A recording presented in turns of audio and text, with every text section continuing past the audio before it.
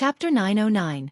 Serving good luck on the steep and long rocky staircase, the crimson moonlight illuminated its midsection, leaving rather thick shadows along its sides. Enzo was like a normal pedestrian at night, walking a little anxiously but without showing any signs of being flustered. He had a deep faith in his excellent good luck, being a winner in life, one that wouldn't be caught by the Nighthawks.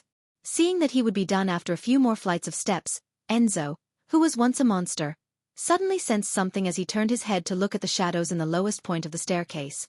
He then saw a figure sitting there in a daze.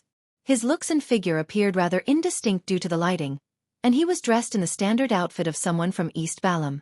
The figure took out a box of matchsticks and struck a match to light up the surroundings. Enzo didn't bother sizing up the person when he suddenly saw a scene before his eyes. The figure threw a matchstick over as though he was gifting him something. And when the matchstick approached, it suddenly burst into a ridiculous inferno as a man wearing a formal suit and top hat walked out. Seeing scenes he shouldn't see, and hearing sounds he shouldn't hear, were a daily occurrence for a monster. Having become a winner, Enzo was already used to all of this. Without any thought, he fully believed in his intuition and lunged forward, jumping off the staircase and making 2 rolls onto the lower street. At the same time, the brown-skinned marionette, Oaf, suddenly stood up. After bending his back, he hurled the matchstick in his hand at the location where Enzo was previously standing. Before the matchstick hit the ground, scarlet flames extended out into midair in a resplendent and brilliant manner. Amidst the flames, Klein's black-suited figure with a half-top hat leaped out. However, he had lost sight of his target. Klein had discovered someone rapidly coming down the staircase about 10 seconds ago as though he was hiding from something. Suspecting that this was his new marionette, he immediately did a dream divination and obtained the revelation that the man was related to the Rose School of Thought and wasn't anyone good. With such a result, Klein didn't hesitate to take action. Unfortunately, due to the lack of time, he didn't have the time to use Paper Angel, which had been recorded in Creeping Hunger, to interfere with the target's spiritual intuition, and as a result, it made his ambush fail. At this moment, Oaf had already left the final flight of steps on the staircase. He was running with large strides towards Enzo, who had just stood up. Enzo's mind stirred. Without dodging, he nimbly turned his body to the side, avoiding the ordinary attack. Then, he drew his gun and quickly aimed. With a bang, he shot Oaf's chest. As blood gushed out, Oaf staggered for a moment before collapsing. His breathing rapidly weakened. Klein took this brief opportunity as his body vanished, phasing right in front of the target to block his escape route. Enzo seemed to have an inexplicable strange premonition. He immediately tightly shut his eyes. He didn't know why he did so, but as a mid-sequence beyonder of the fate pathway, believing his intuition was an instinct. Immediately after that, Enzo frantically switched directions. Attempting to rely on his spiritual intuition, he rushed into another street, but at this moment, the man in the suit who didn't have any outstanding features appeared in front of him again. Klein's figure kept disappearing and appearing in every direction, as though he was running around Enzo at high speeds, often blocking his path but not dealing any direct attacks. Whether he used Beyonder powers or not, it made Enzo face a figure wearing a black suit and half-top hat no matter where he turned to. For an instant, Enzo with his eyes closed even imagined that he was facing a group of enemies instead of one enemy. A traveler was often able to create the effect of being besieged. In just 10 seconds, Enzo, who had failed to find a path to escape, suddenly jolted. His actions instantly slowed down as his mind and joints seemed to be injected with glue. Traveling works well with a marionettist as well. While Klein was phasing around, he kept maintaining a distance of 10 meters from Enzo. He had been secretly controlling his spirit body threads all this time. No good. He doesn't attack, and is only blocking me. Not because he is waiting for the Nighthawks, but for another reason. Enzo, who still had his eyes shut, felt his heart tighten. Suddenly, he stepped onto a rock, causing his body to lose balance. He slammed heavily to the ground, causing his revolver to fly several meters away. Plop! The pain and shock had snapped Enzo out of his suppressed state. He found his fluidity again. Enzo was no stranger to such accidents. As a winner, he often obtained an advantage due to all kinds of low-probability events and thus clinch victory. Without hesitation, he was just about to dash towards the end of the street to his side and flip over the fence to jump into the sea, allowing what fate had arranged for him to escape his predicament when another scene flashed in his mind. In it, he was breaking out into a coughing fit, to the point of not being able to stand up or open up his stride. Ailments. The enemy can infect me with ailments. He isn't attacking me and is simply blocking my escape route in order to keep me in this area, thus infecting me with ailments in an unnoticeable manner. Enzo's heart skipped a beat as he suddenly felt a strong sense of delight. The green essence ring he wore came from a believer of the primordial moon. Upon activation, it could easily treat any ailments or injuries that weren't too serious. This is luck. Enzo pretended to not discover the infectious ailment in the air. Exerting strength in his palms, he lunged forward and followed his predetermined route towards the fence at the end of the street. Moments after he took 2 steps, he suddenly coughed and involuntarily slowed down. His coughing didn't quell like usual. Instead, it was worsening as though he was about to cough out his lungs. Klein's figure flashed and appeared behind the target while he maintained 10 meters from him. At this moment, Enzo spread his arms and allowed invisible waves to ripple out of his body. It was like a pure psyche storm that swept all spirit bodies in the vicinity, bringing with it an intense sense of drowsiness and calamity. Klein similarly had a premonition for danger. The moment Enzo spread his arms, his body had already vanished from his spot and had appeared in the midsection of the steep staircase. Still having his eyes closed, Enzo realized that he didn't receive his desired effect. He immediately abandoned the idea of escaping after finishing his target. He continued running towards the fence at the end of the street. He had a hunch that if he stalled a little longer, a number of Nighthawks would catch up to him, making the situation more chaotic. And as a former lucky one and a winner, the more chaotic a situation, the higher the chances of him escaping. At this moment, as he had repeatedly changed directions while running blindly, he once again passed by Oph, who had been shot in the chest. On Oph's left finger was a golden ring with an inlaid ruby. A sanguine beam flashed from the beam as Oph's injuries began recovering. He bounced up and widened his mouth, biting down on Enzo who was running past. His tongue seemed to lose substance as it transformed into a blob of flesh and blood. Flower of blood. Oph wore the Flower of Blood ring which Klein had obtained from Mr. X. It could randomly allow the wearer to abandon any rationality in order to become a beast. On the other hand, it could allow the wearer to control their body at a deeper level. As long as they didn't suffer from instant death or become completely purified, they could heal from any kind of injury. At the same time, it also came with flesh and blood magic. It was a mystical item that was very suited for marionettes. Before Klein came out to seek a new marionette, he didn't know which pathway or sequence his target would be. Therefore, to make well-rounded preparations, he made Oph wear the Flower of Blood ring. This way, he could direct a play of him being the main assailant with the marionette as the secondary assailant, but in fact, it was the exact opposite. Just as Enzo ran past Oph, he felt a stabbing pain in his knee as though his previous fall had given him some light injuries. The moment this thought flashed across his mind, he hurriedly crouched down and felt a figure fly past his head. It missed. Oph's sudden attack still failed to be effective against a winner. Enzo was just about to smile and run again when he suddenly had a premonition. He subconsciously curled up and protected his vital spots. At the same time, Oph suddenly swelled up and silently exploded. Flesh and blood formed a storm, sweeping through a rather large area in the vicinity, hitting Enzo again and again. One of the preparations Klein had done was to use a power of creeping hunger after its mutation. He had planted a flesh bomb in his marionette's body. With a clank, the golden ring with an inlaid ruby landed on the stone slabs in the street. Klein's figure flashed to Enzo's side. He raised his left palm and made his palm pitch black. As though they were formed of granules, he said a word filled with evil and corruption. Slow. Thanks to his luck, Enzo had avoided most of the damage. His lightly injured body suddenly turned still as his struggling actions slowed down. His curled pose changed bit by bit. Right on the heels of that, he opened his eyes due to the pain, and a figure wearing a black suit and half-top hat was reflected in his eyes. Ah! Enzo let out a tragic cry as he raised his hands to cover his eyes. Streams of blood seeped out from the gaps in his fingers. Monster? Looking at his writhing target, Klein pricked up his brows. He continued controlling the spirit body threads and quickly achieved initial control. This time, there weren't any accidents that broke the subsequent procedure.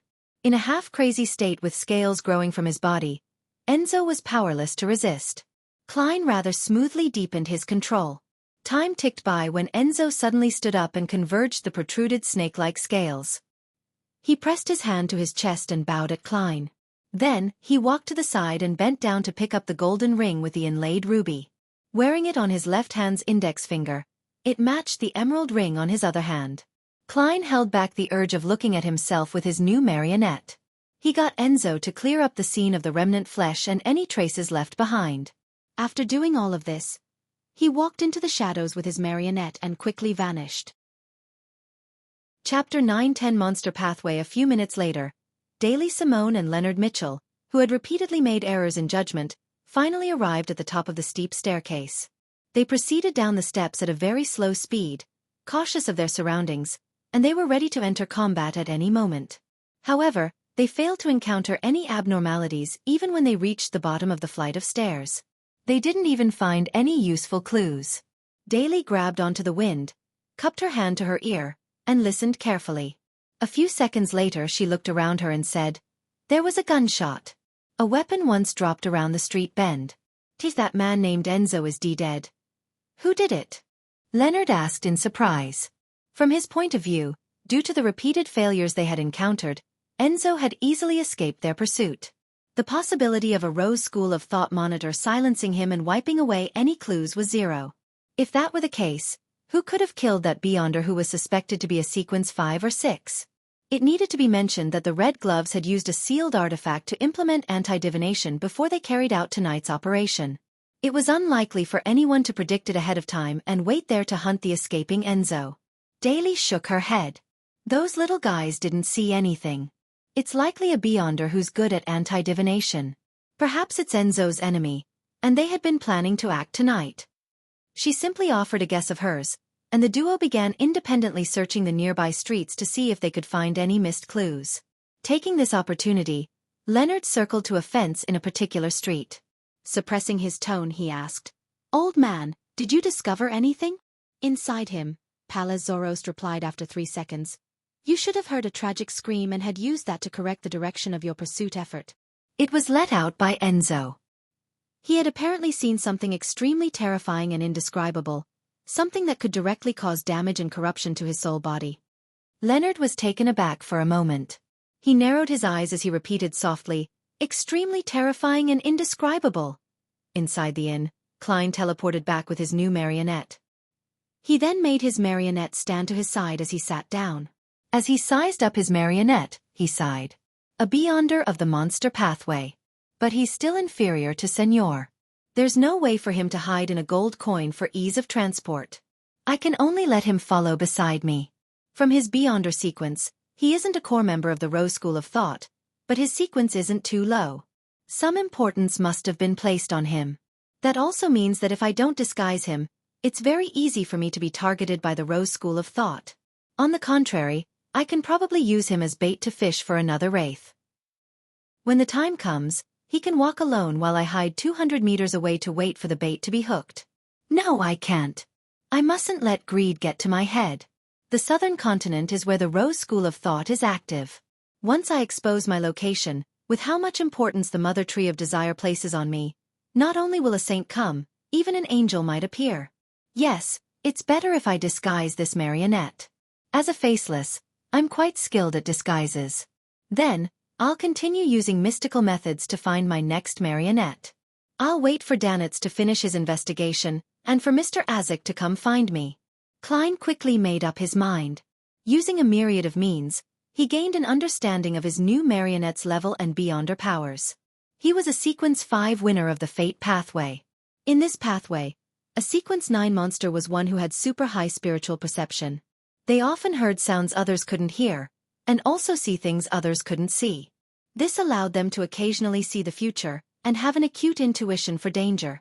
Beyonders of this sequence often entered a state of enlightenment as they muttered indecipherable words. It was the reason why they were treated as real monsters. As for the corresponding Sequence 8 robot, the Beyonders would obtain terrifying calculation skills and precise control. The various parts of their bodies in those aspects would be clearly boosted, making them talented at close combat and shooting. At the same time, they also had the powers of divination and anti-divination. Sequence 7 was named Lucky 1 or Lucky. Beyonders of this level frequently encountered lucky events in their daily lives, like finding money on the street, having enemies miss shots aimed at them, getting dice rolls as they wished, and having women they liked to also like them back. However, their luck wasn't fixed and would fluctuate. At times they were especially lucky, and at other times they were no different from an ordinary person. Therefore, it wasn't something that could be relied upon, and one had to temper one's expectations. Sequence 6 was Calamity Priest. On the one hand, Beyonders could passively suffer all kinds of calamities, but they could foresee it and make preparations to eliminate or mitigate the effects. On the other hand, they would actively attract different kinds of calamities, affecting a target and enemy as a result. Then, using one's advantage of being lucky, avoid most of the danger and attack during the chaos. To put it simply, they could pull their opponents into a situation where they could take advantage of their strengths the best. Of course, many Calamity Priests could use the dangers of their own passive encounters to attack their enemies. Meanwhile, Calamity Priests could create psyche storms. Using their spirituality that surpassed that of other pathways, they could directly affect their opponent's soul bodies, causing them to feel dizzy and lost. If a Calamity Priest's enemy entered such a state, they were extremely prone to making errors. It caused the calamity to snowball and eventually devour them. And at Sequence 5 winner, Beyonders could control their luck to a certain extent. They could use their own temperance to accumulate large amounts of luck. At critical moments, they could dramatically reduce any dangers to their life multiple times. From time to time, they could also encounter beneficial situations that have extremely low probabilities in their daily lives. For example, due to someone's mistakes, they might receive an inheritance. The strange comedic way they walked caused them to catch the fancy of a member of the opposite sex, or their enemies who were pursuing them would foolishly get lost or make errors in judgment. At this level, Beyonders of the Fate pathway had a very keen sense of foresight. Be it divination or anti-divination, they were mysticism experts. In addition, they could also give their enemies bad luck to a certain extent, making their targets become unlucky. Beyonders of the monster pathway are really extreme. Apart from the spirituality and fate domain, they almost have zero Beyonder powers. Even their constitution and calculation skills are provided at robot. The subsequent advancements give rather limited improvements. This is my ideal model for a charlatan. They do not have any offensive or defensive abilities, simply relying on their premonition and how fate blesses them. I have to say that this is the most special path out of the 22 Beyonder pathways. I can find or guess their neighboring pathways. Only Monster seems rather asocial. It seems to be a lonely one. Perhaps, the Beyonder pathway that focuses on fate is destined to be lonely? Klein silently reflected on the matter, and had some ideas regarding the usage of his marionette. Of course, he still needed to carry out divinations above the gray fog. He needed to see if the passive good luck and calamities still existed after the Beyonder's actual death. If it really was present, Klein had to constantly face the trials of calamities. In comparison, Admiral of Blood Seigneur is still better as a marionette. Sigh. People only know how to cherish and regret once things are gone. Klein shook his head in a self-deprecating chortle. From the traits of the monster pathway, he thought of a few effective means to deal with their mid- and low-sequence Beyonders. First, it was to catch them by surprise to let them see him directly. They would directly see the gray fog or other images, causing them to suffer a catharsis of the mind and receive damage to their bodies, pushing them to the brink of losing control. Second, it was to throw a special item out, causing them to face the test of seeing what shouldn't be seen and hear what shouldn't be heard. In this aspect, Klein had a blood crystal that came from a high-level devil that could produce such an effect. Blatherer's aura. Chapter 9:11 Strange scene. Klein looked down at his palm as his eyes reflected the gold coin. It was heads. This meant that Klein should use the marionette's eyes to look at himself. After receiving this revelation, Klein remained hesitant. He pondered about holding a ritual to send Enzo above the gray fog. Doing so was relatively safer, allowing the damage and corruption his spirit body suffered to be completely screened by the environment before making an attempt. However, he suspected that he wouldn't receive an outcome. This was because Beyonders of the Fate pathway were noticing the projection of the mysterious space on his body. Above the gray fog, that uniqueness might no longer exist. It was like an attempt to observe an elephant's body. Instead of doing it outside, he was doing it internally. Pressing his fingers together, he clenched the gold coin in silence for a long while before making up his mind. He suddenly stood up, took out a ritual dagger, and created a wall of spirituality to isolate the room. This was to prevent anyone from hearing the possible screams or strange commotion. Immediately after that, Klein set up a ritual and sacrificed creeping hunger above the gray fog. He was afraid that the glove would turn on him when something happened to him. This was a fixed trait of creeping hunger itself. Once it didn't have its fill and couldn't secure a schedule of eating one person a day, it would view its wearer as food. And Klein starved it more often than he fed it. After doing all the preparations in a meticulous and orderly manner, Klein reached out to take the flower of blood from Enzo and wore it on his left palm.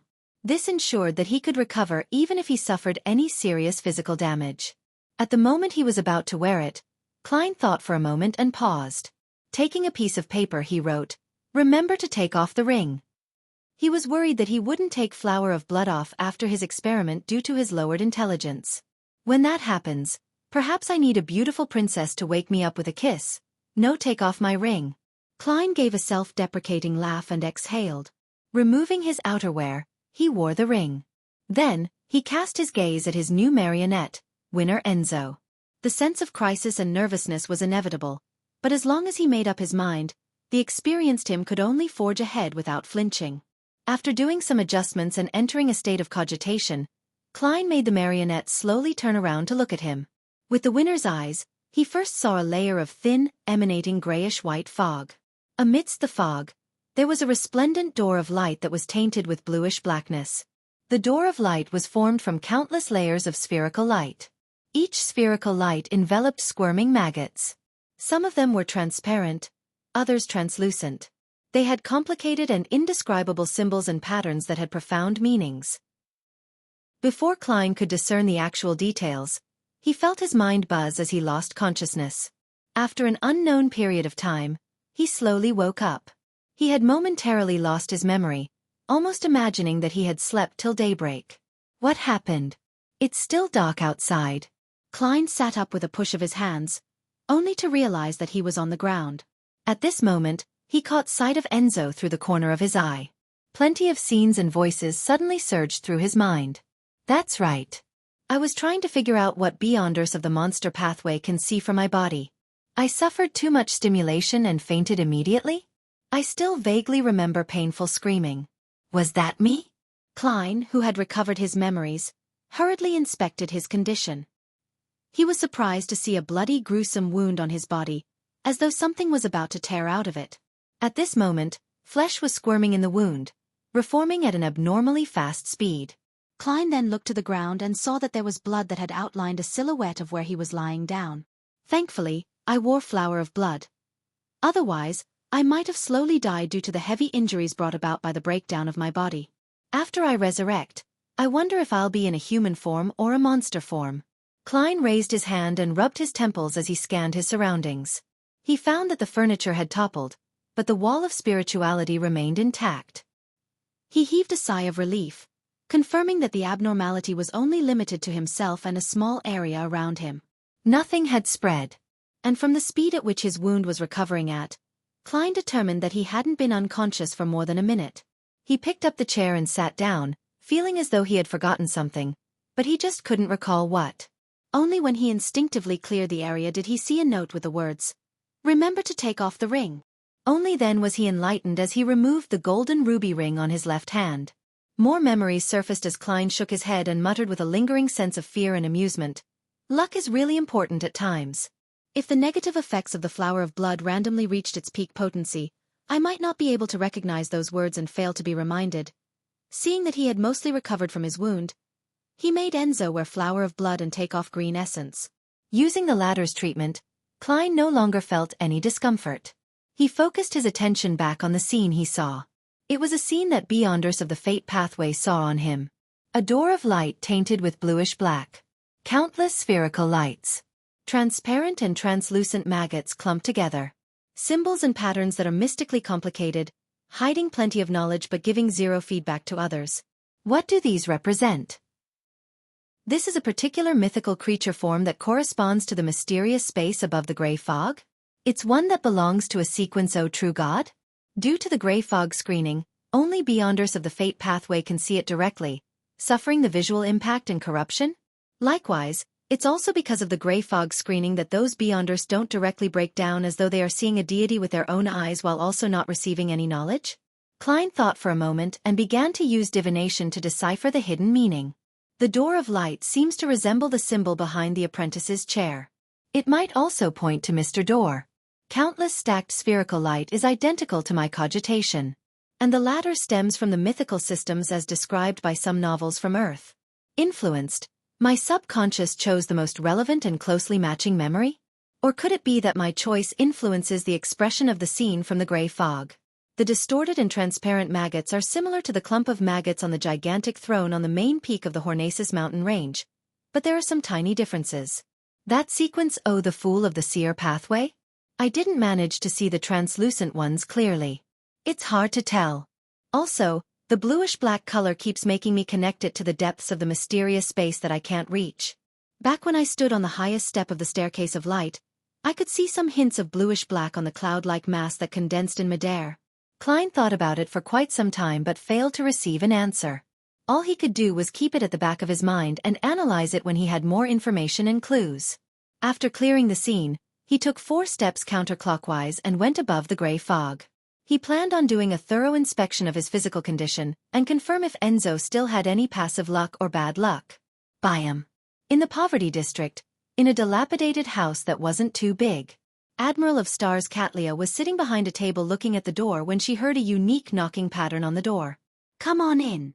She didn't deliberately disguise her voice. The wooden door creaked open as the hanged man walked in, wearing a hooded black robe.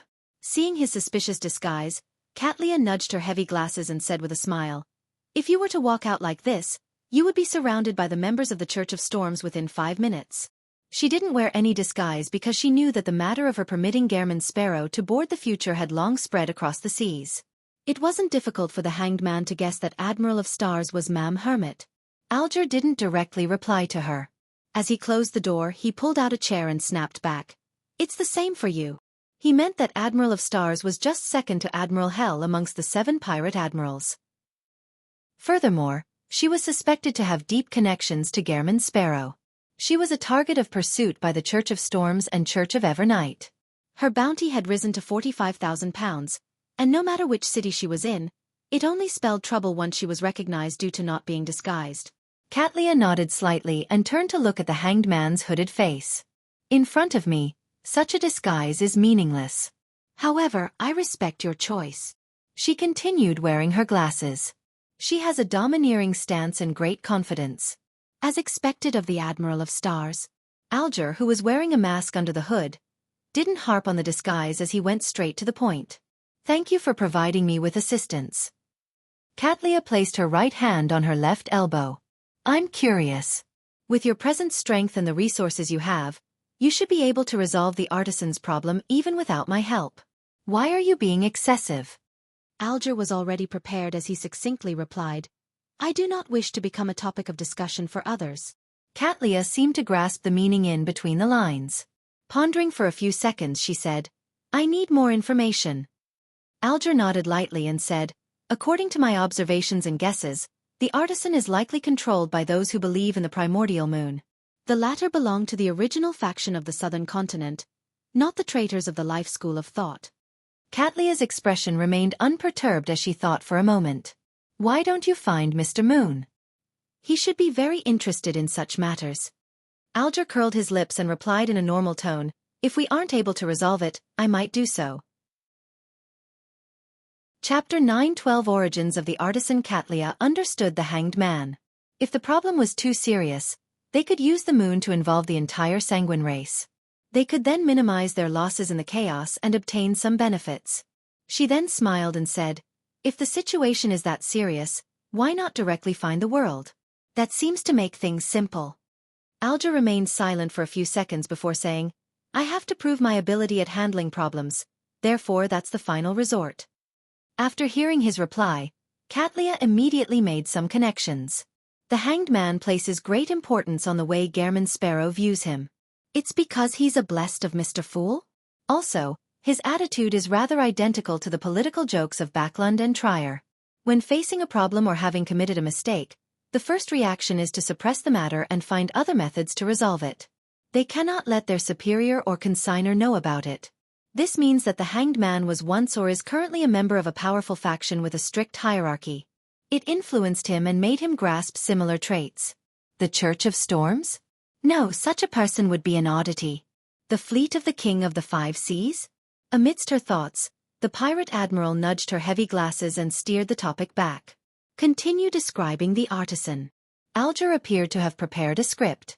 Without any thought or pause, he said in an unhurried manner, to hide this artisan's identity, to prevent this resource from being wielded by others, I deliberately constructed the identity of him being part of the Church of Steam. But in fact, he had no choice but to create items for unaffiliated Beyonders to earn money to maintain his lifestyle of enjoying fine wine and beauties. He betrayed the Church of Steam and hid in Byam. This time, he first contracted a strange disease and was monitored by an unknown person. Later, he seemed to be under control of people who believe in the primordial moon, claiming that he could receive new life. Katlia finished listening attentively as her eyes with a purple tint appeared extremely focused. After the hanged man finished his recount, she pondered and asked, an artisan definitely has no lack of mystical items. Furthermore, they know all the combinations of different Beyonder effects and negative effects. Their strength is definitely at sequence 5. What methods did those primordial moon believers use to control this artisan without harming him? A demigod was involved? Alger slowly shook his head. There aren't any clues regarding that, but based on my observation, the artisan has expressed some willingness. I suspect that, while being threatened and coerced, there are elements of them targeting his weaknesses to entice him. He had indirectly denied the theory that a demigod was involved. Katlia nodded. How did those primordial moon believers find this artisan? Based on your description, this artisan only trades with trustworthy friends he's familiar with. He doesn't enjoy widening his channels, and he can be said to be extremely cautious. Alger hesitated for a moment and said, I'm not too sure, but I have a theory. I once helped the world sell a werewolf Beyonder characteristic to that artisan, and the werewolf pathway belongs to the mutant pathway. Be it the formulas or characteristics, they are firmly in the control of the Rose School of Thought.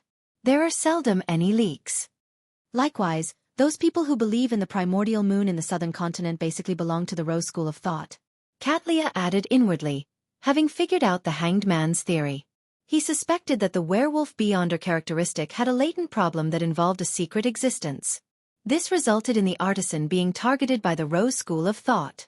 And this was also the reason why the Rose School of Thought firmly wielded control over the mutant pathway's formula and characteristics. Katlia raised a few more questions and obtained satisfactory answers. Finally she asked, what's that artisan's name? What country is he from? He's from Intis. He calls himself Xiaofan, Alger replied straight away. Xiaofan. Katlia frowned slightly as she repeated the artisan's name softly. What's wrong with that? Upon seeing this, Alger directly asked, you've heard of him? From Alger's point of view, Admiral of Stars was an experienced powerhouse with a powerful background and was good at controlling herself. If she hadn't wished to discuss Xiaofan, she wouldn't have made it so clear even if she had her suspicions and questions. Due to this, he chose to ask without mincing his words. After a moment of silence, Katlia said, Emperor Rosel's eldest son is Seal. It's very similar to that name. Without waiting for the hanged man to say a word, she continued. This prince passed away due to his horror and concerns shortly after the emperor's assassination. Back then, the Sauron family wished to hang or exile his descendants, but the Church of Steam chose to take him in as a clergyman. Alger nodded slightly in enlightenment. You suspect that he's a descendant of that prince? In most countries in the northern continent like Intis and Feysak, it was common for people to use their ancestor's name or something similar as their names. It represented the legacy of honor. Therefore, the more illustrious a family was, the more common it was to have the second or the third. Of course, it was also very common for two people to have similar names, but Artisan Xiaofan wasn't only a name. He was from the Church of Steam, a person from Intis, and had reached the level of artisan. Faced with the hanged man's question, Katlia nodded gently. I can quickly make a confirmation if you can obtain his blood. Understanding the reason, Alger didn't ask further. Instead, he asked, are you going to take action now? I can provide support. Katlia's glasses reflected the crimson moonlight that shone inwards. No, I plan on observing for some time. At the very least, we need to understand why the people who believe in the primordial moon are trying to control Artisan Xiaofan. If they only wish to get the artisan to work for them and create mystical items, the situation becomes a lot more simple. And if they have other goals, The problem might be more complicated than we imagined. We will need to make more preparations. As expected of the Admiral of Stars, Alger nodded and said, I can't stay in Biome for too long, or else I will incur suspicion. If you need my assistance, it needs to be fast. After receiving confirmation from her, the hanged man slowly got up and pulled up his hood before leaving the room. Having learned where Artisan Sealf was presently living, Catlia removed her heavy glasses and pinched her glabella. Clapping, she said, Heath, come in. In the shadows of the door gap, the darkness suddenly stirred as a thin and tall but pale figure appeared. His nose bridge was ridiculously high, and his facial skin was nearly transparent. Looking ill. He was none other than the second mate of the future, Rose Bishop Heath Doyle. Catlia looked at him and said, The actual situation is... I'll leave the rest to you. Yes, Captain. Heath Doyle simply replied before shrinking back into the shadows. Catlia raised her right hand and paused for a few seconds. Stay away from Frank for the time being. He had reached a standstill in his mushroom experiments. I'm afraid that he will come up with new ideas.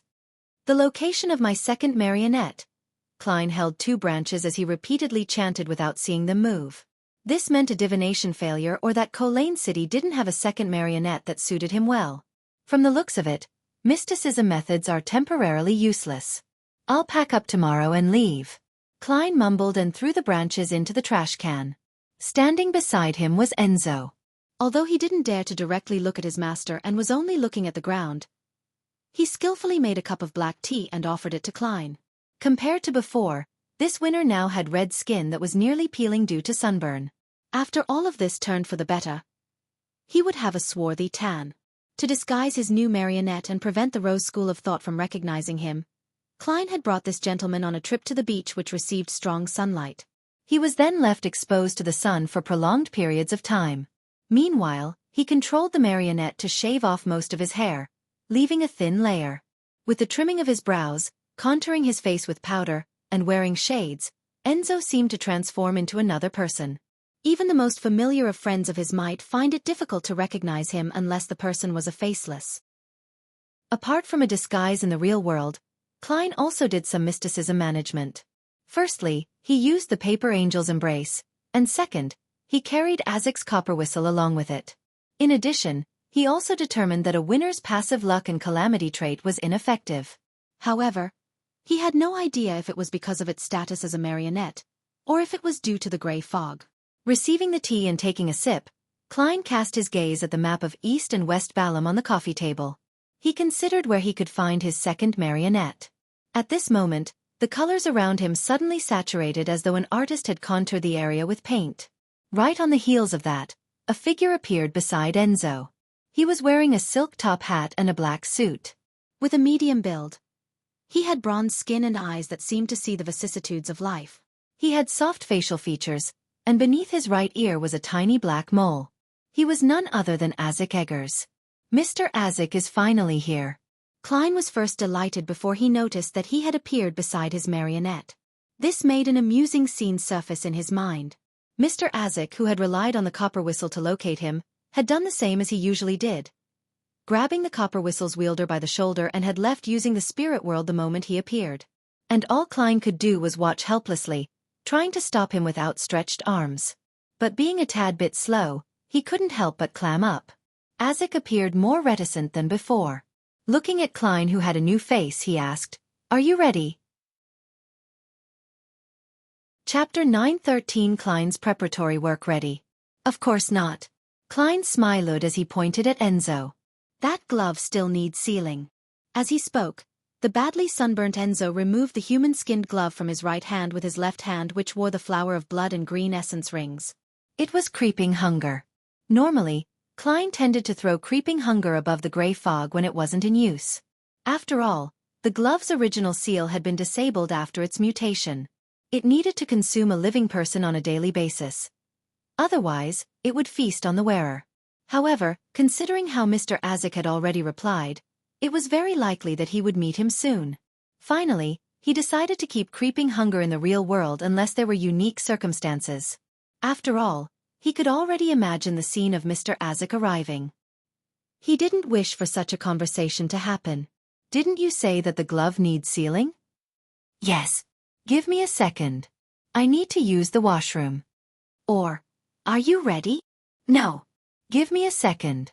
I need to use the washroom. Just the thought of a similar scene and similar line embarrassed Klein, making him feel awkward. Even if he didn't consider the possibility of Mr. Azik realizing the secret of the gray fog, this would also affect his impression of him. Therefore, after obtaining a new marionette and completing his attempt at looking at himself, Klein brought creeping hunger back to the real world, making up for its previous meal. Unlike before, the wearer was now Enzo. Aside from that, to restrain creeping hunger's urge to eat a person on a daily basis, Klein carried a few normal mushrooms with him. He also made the marionette maintain a distance of at least 5 meters from him. Upon hearing his words and seeing the marionette's actions, Azik nodded and reached out to receive the human-skinned glove. Taking this opportunity, Klein took out a few mushrooms from his pocket and threw them into the nearby trash can. Pah! He snapped his fingers, igniting the mushrooms within a scarlet flame. However, it didn't affect anything around it. This was his flame-controlling power from being a magician. After completing this action and seeing Mr. Azik inevitably glance over, Klein chuckled dryly. The unforeseen development back then has made creeping hunger a little afraid of mushrooms. I'm using its weakness to restrain its usual urges. In fact, there wasn't much point in doing so because carrying the mushrooms restrained creeping hunger. It made the starving sealed artifact immediately lash back the moment the mushrooms disappeared. Unless there was any easily obtainable food in front of it, it would end up aiding the enemy. Mushroom! Azik muttered as he held the glove which had bloodstains on its surface. He made the surroundings suddenly turn dark as the sunlight outside was prohibited from entering. Ghastly white, dark green complicated symbols, labels, and patterns appeared out of thin air. They appeared to be calligraphed by invisible wraiths, shadows, and spirit bodies. They meshed together in midair, forming a mysterious illusory double bronze door that seemed to lead to another world. It was a deep, silent and terrifying world. The illusory door shrank and finally landed on creeping hunger, causing its bloodstains to rapidly recede, making it mostly white. A few seconds later, this human-skinned glove returned to normal. It was still a thin layered glove, and even without any suppressive effect from the mushrooms, it didn't express any signs of mania or urges. It's like how it was before. Azik handed creeping hunger to Klein. Having a big shot backing you sure feels good. Klein reflected inwardly and earnestly thanked him before wearing creeping hunger on his left hand. He thought for a moment and raised a matter. Mr. Azik, while I was carrying your copper whistle while passing through the Berserk Sea, I had the same dream repeatedly. The main theme of the dream is darkness and coldness.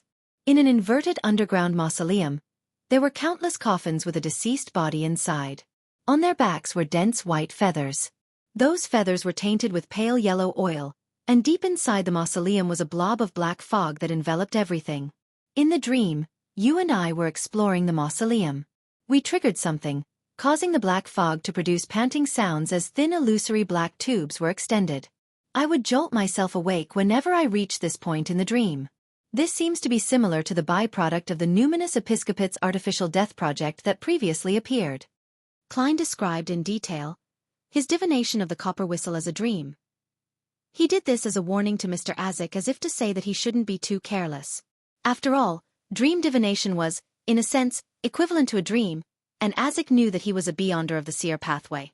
Having such an encounter wasn't anything odd.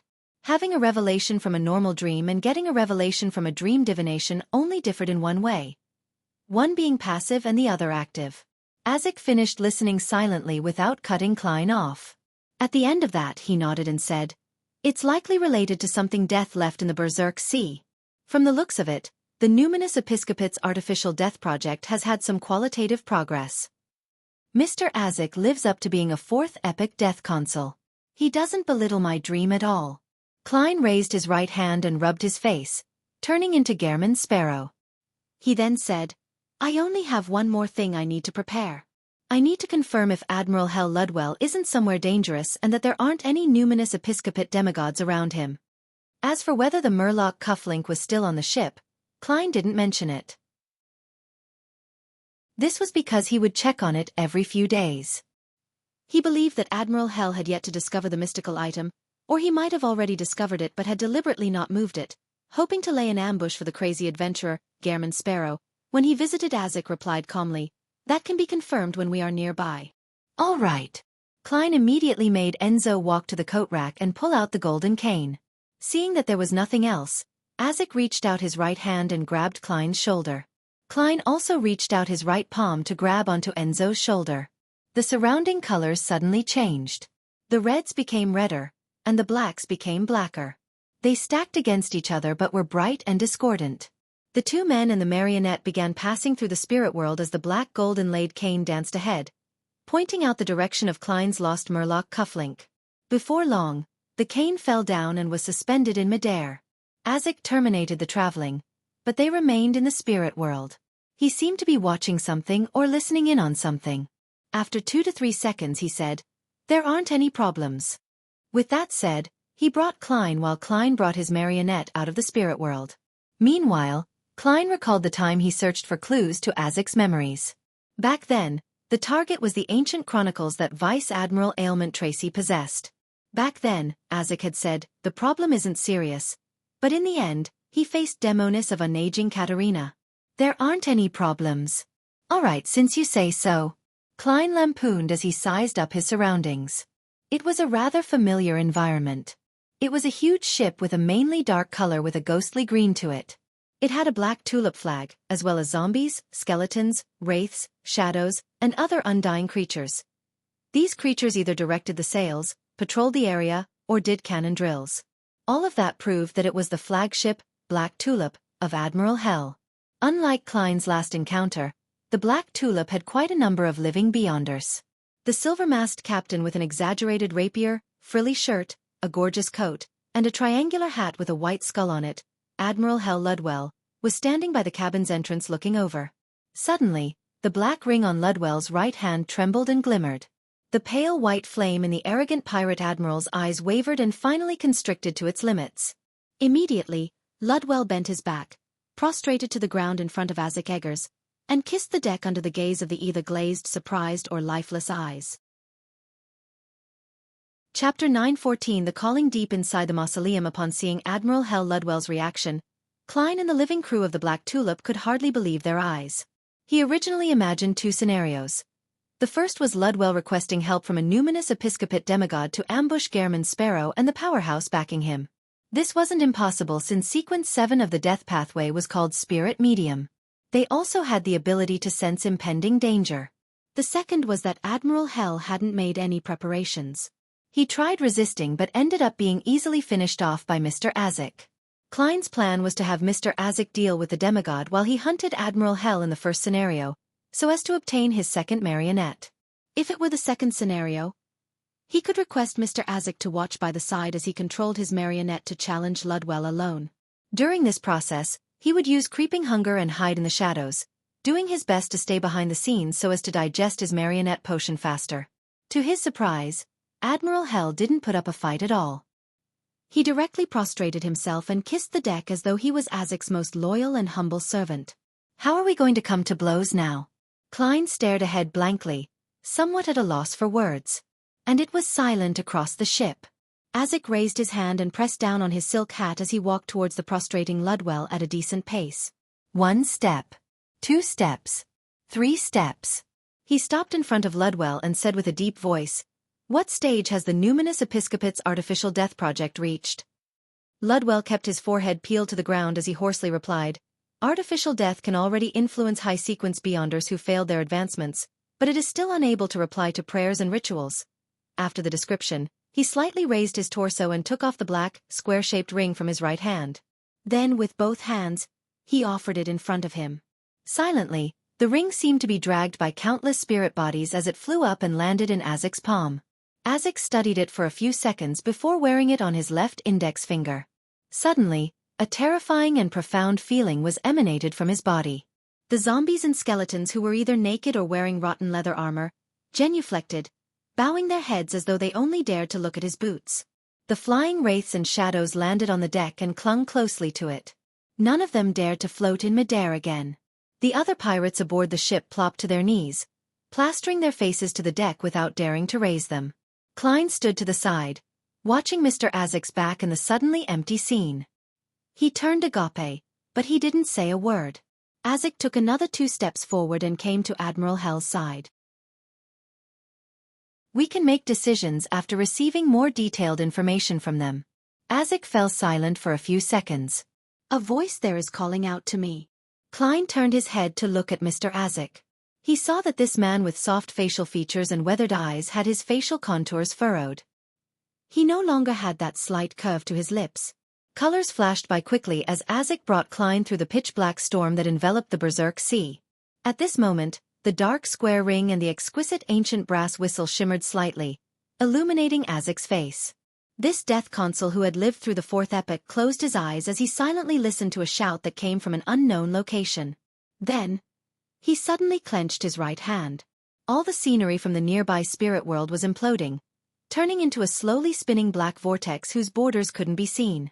The vortex suddenly burgeoned, devouring Azek, Klein, and his 2 marionettes. Klein sensed a sudden and intense sense of dizziness as he nearly vomited on the spot.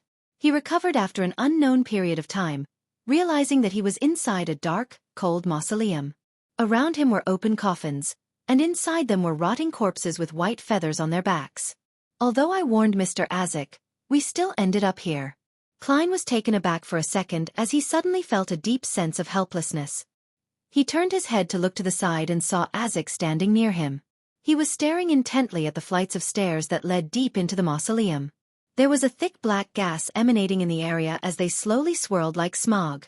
The one hiding in there might very well be artificial death, Klein couldn't help but warn. Azek's facial contours were no longer as taut as he curved the corners of his mouth. My slumber from before has allowed me to recall many more things. I saw myself seated on a bone throne, and I saw Beyonders and ordinary people lying dead in front of the throne. They hadn't done anything wrong, but they died sudden deaths all the same. One by one, they got up, turning into ghastly undead creatures that pledged allegiance to me. And I was just coldly watching them without any emotional fluctuations. I allowed the disaster to spread through the village and into the city.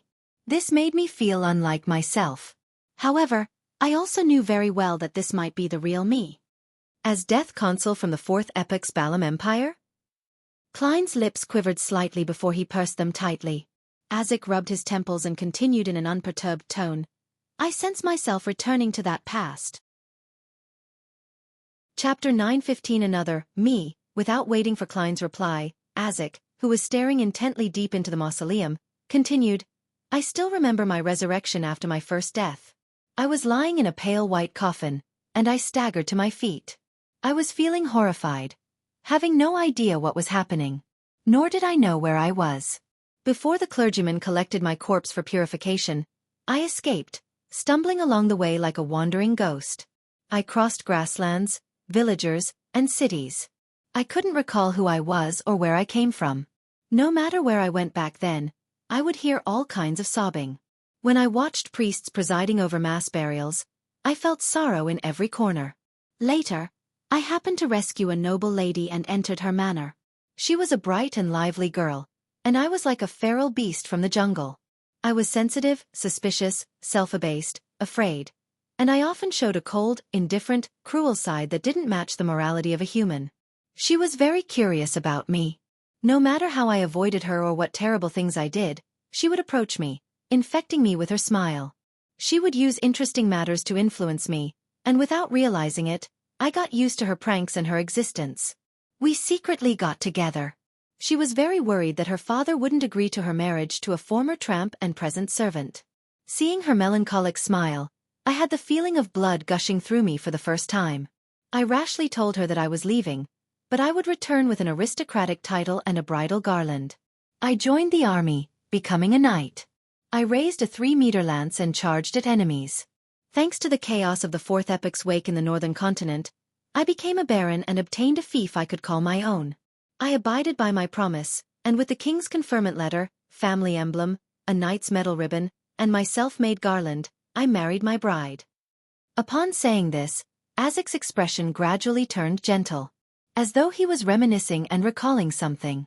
The corners of his mouth curled up without him realizing it. Klein's heart stirred from hearing this, as though he had met the familiar Mr. Azek again. What happened next? He carefully guided the conversation. Azik looked ahead and said, Later, we built a castle on our fief. We had children, a boy.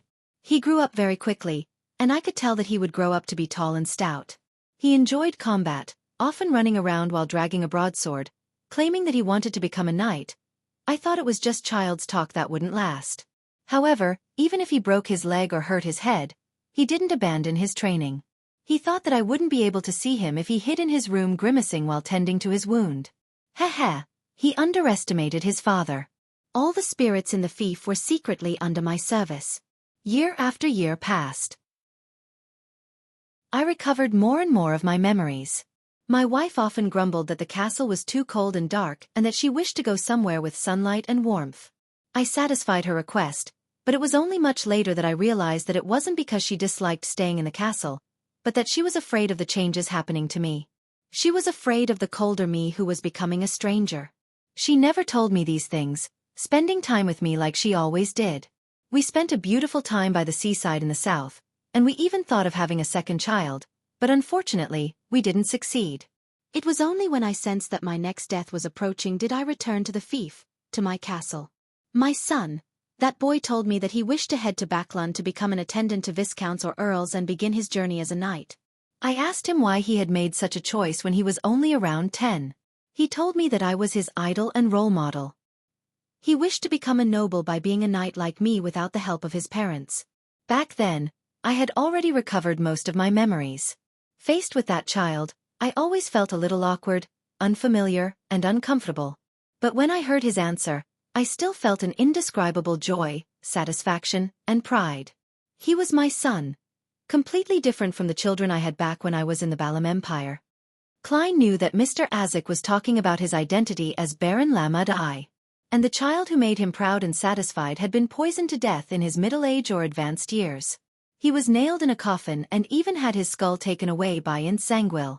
Azik's gaze went adrift for a moment. I died once again and woke up in a groggy manner. I instinctively left my fief and followed my prior arrangements to wander elsewhere. Every incarnation, I had a different life in the beginning. At times, I met with the sweetest love. At other times I received the most adorable daughter. The love, helplessness, and satisfaction left me taken aback, puzzled, and stumped again and again as I gradually recovered my memories. There was once a time where I was a filial son.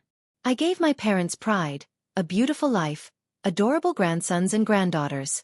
But when I awoke and found myself, I recalled that in my previous incarnation, I had coldly watched their real son die in the battlefield and had seized his identity. On the one hand I felt pain and guilt, and on the other hand I felt it was something trivial. My inner heart seemed to dissociate into two. Back then, I had a mask that allowed me to change into anyone, but I lost it after awakening. This might have been something I deliberately lost. Klein recalled Mr. Azik's mention of a daughter who liked getting sweets from him. After some deliberation he asked, I believe that it isn't a dissociation, but that you are fighting against madness. After losing your past memories, you, who restart your life, are always kind and warm, with rich emotions. At your present state, you probably recognize it even clearer. This might very well be the true you, your essence. And as a death consul, you suffer the effects of the Beyonder characteristics' latent inclination towards losing control. You suffer the influence brought about by a high-level death pathway Beyonder. I heard that he had already gone mad after the War of the Four Emperors. Klein's words weren't without much evidence, because he only knew a few of Azik's incarnations: Baron Lamud, the father who made a swing for his daughter, the filial child, and the warm and friendly history teacher. His goal was to provide a guess, a possibility to help Mr. Azik resist the death consul personality that came with his memories.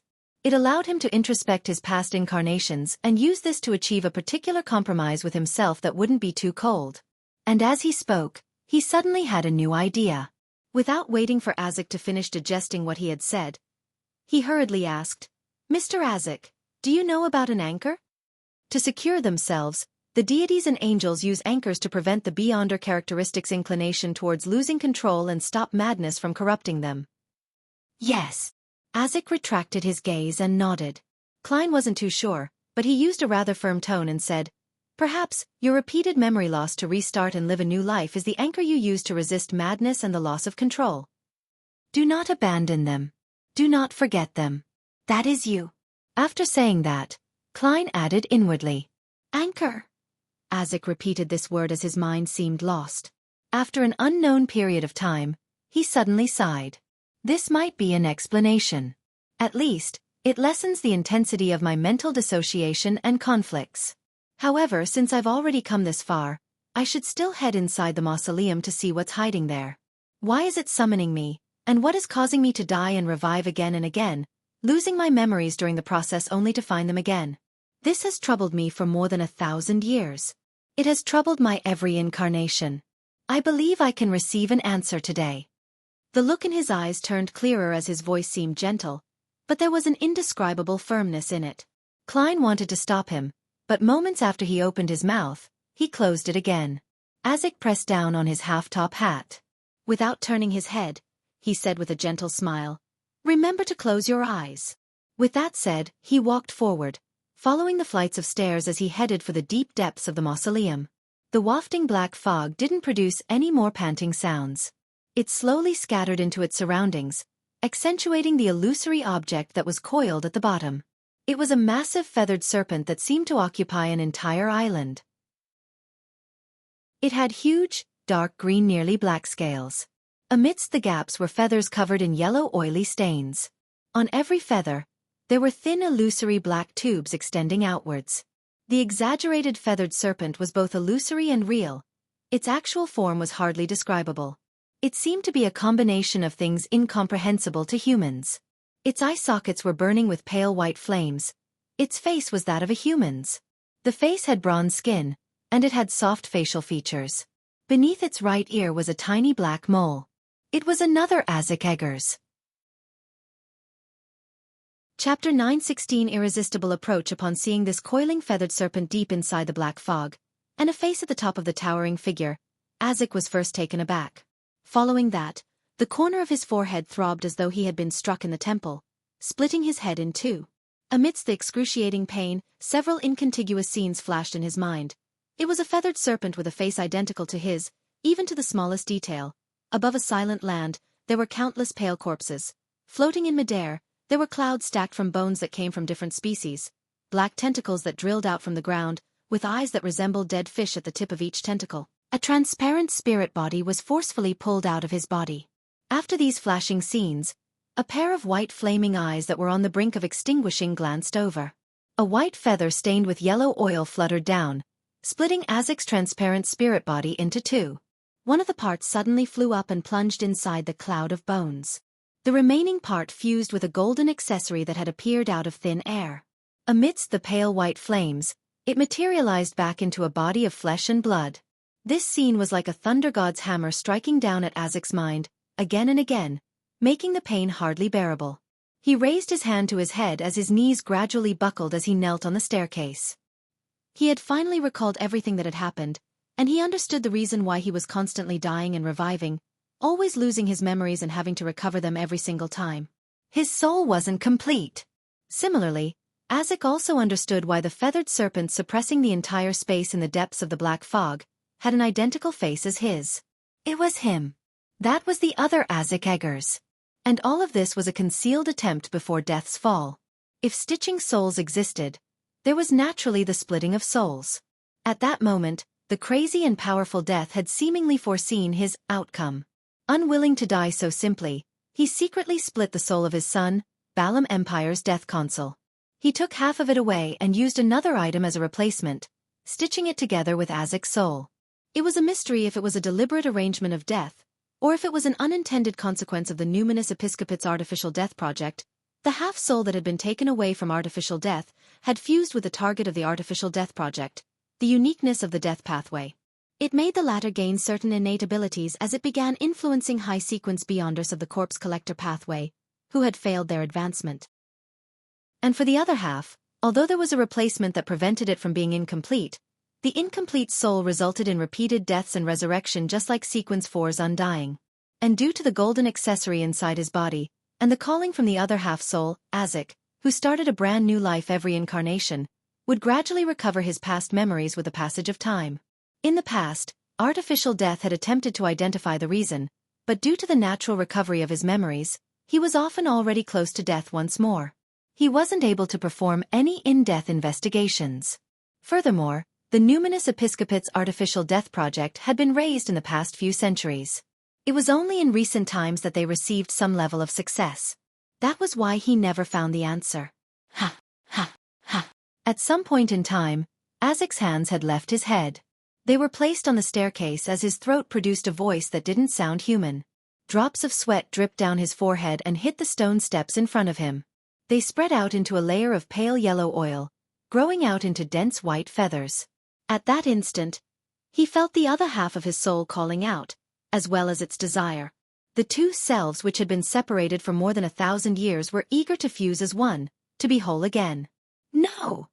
Azek muttered in pain, unwilling to raise his head or reach out his right hand. He had seen it clearly. The him, as a feathered serpent, didn't have any reason. It was filled with extreme coldness and madness. If he became one with it again, he would probably immediately be restored to his state as a death consul from before. He might even become a fake death who only had godhood with zero humanity. He would forget everything, forgetting everyone who he had once cherished. No! Azek's throat squeezed out the same word again. Irresistibly, he raised his neck bit by bit as pitch-black and gloomy scales appeared. At his forehead, something that took a life of its own protruded out. His forehead cracked as a bloody opening appeared. A golden sliver of light emitted out of nothingness, taking form inside the flesh and blood. This ancient accessory made of gold was in the shape of a tall, slender bird. Pale white flames emanated around it in the form of feathers. Inside its bronze eyes, there were shimmering layers of light that separately formed a mysterious and illusory door. The moment it appeared, Azek let out a painful growl. He raised his head completely as two wisps of pale white flames burst in his eyes that had experienced much. Deep inside the black fog, the illusory and real feathered serpent had straightened its body. It reached its head out as the two identical faces of different sizes looked at each other in silence. As four pale white flames leaped, bit by bit, Azek, whose hands were on the ground, struggled to stand up with a warped expression. Slowly, he walked to the feathered serpent known as Artificial Death. As he approached, the entire mausoleum began shaking. The surroundings turned transparent, reflecting a world with countless skeletons and shadows. Bloody arms, bluish-black vines with baby faces, and slimy tentacles with dead fish eyes or two rows of sharp teeth tore through the boundary between reality and the illusory, reaching into the mausoleum. However, they clung straight to the ground without daring to move. East Balam, Colane City. Daily Simone, who was rushing to her next target's location, suddenly stopped in her steps and held her head. "What's wrong?" Red Glove's team captain, Soest, asked in puzzlement. Daily frowned slightly as she answered, seemingly in reverie. "I hear strange voices. I can sense the calling that stems from an unknown place. I even wish to kneel to the ground. Can the rest of you hear it?" Soest prudently asked the other teammates. Just as Leonard Mitchell shook his head, he heard the slightly aged voice in his mind. "Look towards the Berserk Sea." Leonard subconsciously turned his body and looked in the direction of the harbor towards the distant Berserk Sea. He saw a swath of pure, deep black darkness. There weren't any gales, massive waves, dark clouds, lightning, torrential rain, or sunlight. Although Klein had his eyes closed, his outstanding spiritual perception allowed him to sense his surroundings. When he heard the painful murmurs and shouts that sounded like Mr. Azek, he could sense seemingly corporeal silence and the aura of death. What's happening? Although the artificial death deep in the mausoleum didn't attack Mr. Azek, it has inflicted him with adverse effects? Klein's mind raced as he felt anxious and worried. His spiritual intuition told him that what was about to happen was not something he wished to see. However, he couldn't figure out what he could do. He didn't even dare open his eyes to look at Mr. Azek's present state or whatever he had encountered. This wasn't a problem that could be solved with mere courage. It was a difference in the natural order of life, an unbridgeable gap. Suddenly, Klein had a strong feeling of helplessness. However, he didn't give up as he tried hard to think of whatever items he had on him that could be of use. Creeping hunger? No, it's at a completely different level. It won't be of any use. Death knell? Even worse. Grozel's travels? I didn't bring it. Neither did I bring the Black Emperor card and Tyrant card. Fate Siphon Charm. Yes, the Fate Siphon Charm. Klein was delighted as he formulated a plan. It was to use the fate siphon charm to temporarily swap his fate with Mr. Azek. He would suffer the influence created by artificial death in his place. At the very least, I still have a chance of reviving. As for Mr. Azek, the deaths he previously suffered wouldn't from the damage inflicted.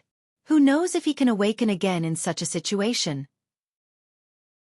Klein didn't consider if the fate siphon charm was effective on Azek and artificial death. He only wished to give it a try. He raised his right hand and reached into his pocket.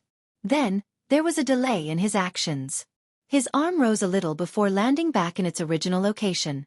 He froze for a moment as though he had been petrified into being a stone sculpture. Klein's lips quivered a few times as his expression distorted indiscernibly. Following that, he swung his right arm and reached his palm into his pocket and pulled it out. Gripped tightly in his palm was a black crystal card-like charm. At the same time, Azek was approaching the towering illusory feathered serpent. His footsteps sped up as though he was returning to his throne. However, his eyes, which had pale white flames, were filled with pain. His expression was extremely warped. "No!" Azek muttered once again. Wherever his skin was exposed, white feathers stained with yellow oil grew out from the gaps of pitch-black scales. The intense shouting and desire made him lose control of himself. He was about to soar into the sky and leap towards the gigantic feathered serpent that shared his face. Pale white flames spread out from the bird-shaped accessory at his forehead, flowing towards the rest of his body. Klein's spiritual intuition was sending warnings as he hurriedly said a single word in ancient Hermes: "Fate." Just as he was about to use the charm, his surroundings suddenly quietened. There was no longer any sound. A slender, fair female palm appeared out of nowhere and pressed down on the golden bird-shaped accessory on Azek's forehead. A figure then materialized between Azek and the towering illusory feathered serpent, stopping the two's approach. With the help of this external force, Azek finally held back that desire and the irresistible calling to fuse together. The pale white flames in his eyes reflected the floating figure in midair. It was a beautiful lady wearing an ancient robe. She wore a black hood. Her face was deadpan, and her black eyes were deep and dark, devoid of spirituality.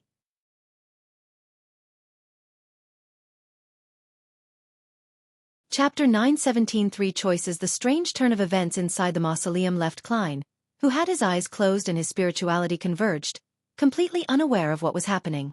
He had no idea if it was something good or bad. Therefore, even though he had already chanted the activation incantation, he still didn't dare rashly use the fate siphon charm. He was afraid it would make things worse or that it would have the opposite effect. Seconds passed as Klein felt the passage of time was especially slow. He felt as though an entire century had passed. Finally, he heard Mr. Azek speak with a somewhat hoarse and uncertain tone. "It's you." Following that, an unperturbed voice that was clearly female sounded. "You have three choices. First, continue proceeding forward to seek completeness. Allow Salinger to revive within your body. The second is to have me help you extract that half-soul, allowing you to take it with you. You will think of a way to stitch it back together, but this will make you transform back to your original form. You will stop repeatedly dying and reviving, but it will not be the present you. Your past incarnations will truly recede into being dreams. Third, it's to give up everything and directly leave. You will forever be stuck at your current level. You will have no way of advancing further. You will still die again and again, waking up with no memories, and repeatedly search for your past experiences." Klein was taken aback by what he heard. He never expected that there was another person in the depths of the mausoleum. Furthermore, she appeared to have absolute authority. She provided the former death consul, Azek Eggers, different choices that he could choose from. This is that the artificial death that's hiding deep in the black fog? No, he originally didn't seem to have any intelligence. It's been so long, and it's not like he has tried communicating. Extract the half-soul and think of a way to stitch it together. What does that mean? Azek's soul was not whole to begin with? Extract it from where? The lady speaking is actually able to do something Mr. Azek is incapable of? Also, who is Salinger? Why would he be revived in Mr. Azek's body? He is death that caused the Pale disaster, Mr. Azek's father or grandfather. He foresaw his death. Hence, he left a seed in Mr. Azek's body for him to revive? The first choice is definitely something to eliminate without any thought. The second and third choice each have their own problems. The former makes him not his current self.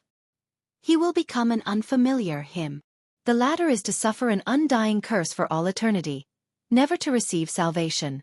If he's confident with himself, truly treating all the past incarnations as an anchor, then the second choice can be considered. It allows for reconciliation and a compromise. But this involves the splitting of a half-soul into half. It's impossible to guess what developments will happen to the other half-soul which didn't experience those incarnations in the future. The anchor might not be able to resolve the problem. Ideas flashed through Klein's mind. He was puzzled, curious, stumped, and confused. He was so near, yet so far from a solution. It was Isaac's life. It was a future he needed to face. No one else could make the decision for him. And whatever Klein needed to say had been said. He stood there helpless and worried, waiting for Mr. Isaac to speak again. Isaac looked at the beautiful hooded lady in front of him without saying a word. The pale white eyes in his eyes flickered. The illusory but real towering feathered serpent seemed to sense a negative development. It suddenly lashed out its tail, wildly sweeping it around as it lunged its head downward and opened its gaping mouth, revealing dark red flesh and fangs that were tainted with yellow oil stains. It stuck out its black serpent tongue and spat dark green slime in a bid to devour Isaac Eggers. However, all of its attempts failed to be effective. It seemed to live in another world. Amidst the unsettling silence, Isaac raised his right hand and rubbed his temples. Calmly, he said with a laugh, "Perhaps I'm accustomed to my present life. I choose the third choice." Just as he said that, the hooded lady clenched her fist, gripping the golden bird-shaped accessory tightly. Then, she retracted her arm, pulling out the ancient item from the gap in Isaac's forehead. Isaac's expression distorted once again as though he was experiencing unimaginable pain. Every drop of his blood, and in every piece of flesh, there were some parts of his soul seeping out, mixing together into a transparent soul. This soul appeared complete, but it was filled with discordant and disharmonious feelings. It was because it was half gold in color, the same all the way from the brows, eyes to the torso and its 4 limbs. It had an ancient simplistic beauty. As the golden bird-shaped accessory was extracted, Isaac's translucent soul began to disintegrate inch by inch, as though it was being skinned alive. His throat let out an unhuman gasping sound once again, causing Klein's head to spin and ache. It felt as though a needle had stabbed into his brain and was stirred wildly. In seconds, Isaac's spirit body completely split into 2. Half of it transformed into a golden stream that infused into the bird-shaped accessory, while the other half returned to his body, fusing with his flesh and blood. The 2 pale white flames in Isaac's eyes were extinguished as the white feathers and pitch-black scales on his body receded. His warped expression also eased as he no longer looked as savage. His expression turned slightly pale and translucent as his forehead throbbed. Clearly, he was suffering a pain that stemmed from deep within his soul body. "Thank you for your help." He bowed towards the beautiful hooded lady. He turned around and floated up the staircase, coming to Klein's side. "You can open your eyes now," Isaac said with an exhausted smile. Klein hurriedly opened his eyes and sized up Isaac. Realizing that there weren't any signs of madness or loss of control, he was completely relieved. He curiously cast his gaze deep into the mausoleum. The black fog was still emanating, completely blanketing everything underneath. "Who was that?" he couldn't help but ask. Isaac laughed and reached out to grip his shoulder. "Even if I were to tell you, you wouldn't be able to hear it unless she is willing to let you know." As he spoke, Klein subconsciously grabbed his 2 marionettes' shoulders. The colors around them saturated and clearly stacked upon one another. The 2 men and 2 marionettes quickly passed through the spirit world corresponding to the Berserk Sea, returning to Klein's inn in Colaine City. Isaac released his grip and pinched his forehead. With a gentle smile, he said, "I'll need to sleep for an unknown length of time in order to recover. If you have any questions, you can seek out the Spirit World 7 Lights. You should already be aware of the corresponding ritual." "Mr. Isaac, are you all right?" Klein asked in concern. At the same time, he rebuked himself. How can he be fine having lost half his soul forever? Isaac laughed and said, "It's not a big deal. I'll just be maintaining my previous state, allowing me to foresee my death and arrange everything, severing ties with my original life. I'll then forget everything and reawaken in search of my past. Like before, at least you're there, someone who knows a lot about my past. If I were to forget once again, I should be able to recall a lot when I receive your letter." He paused and nodded indiscernibly as he chuckled. "Sleep isn't a bad thing either. At least I'll have dreams." In my dreams, I never left, accompanying her while taking in the sun while guiding that stubborn son of mine to use the broadsword. I'll also make a swing for that little kid that loves to wheedle. Having said that, Azek threw out the copper whistle and said with a gentle smile, "Remember to write to me. But before I awaken, I will not reply to you." Just as Klein reached out to receive the ancient and intricate copper whistle, Azek vanished from the room. His whereabouts an unknown.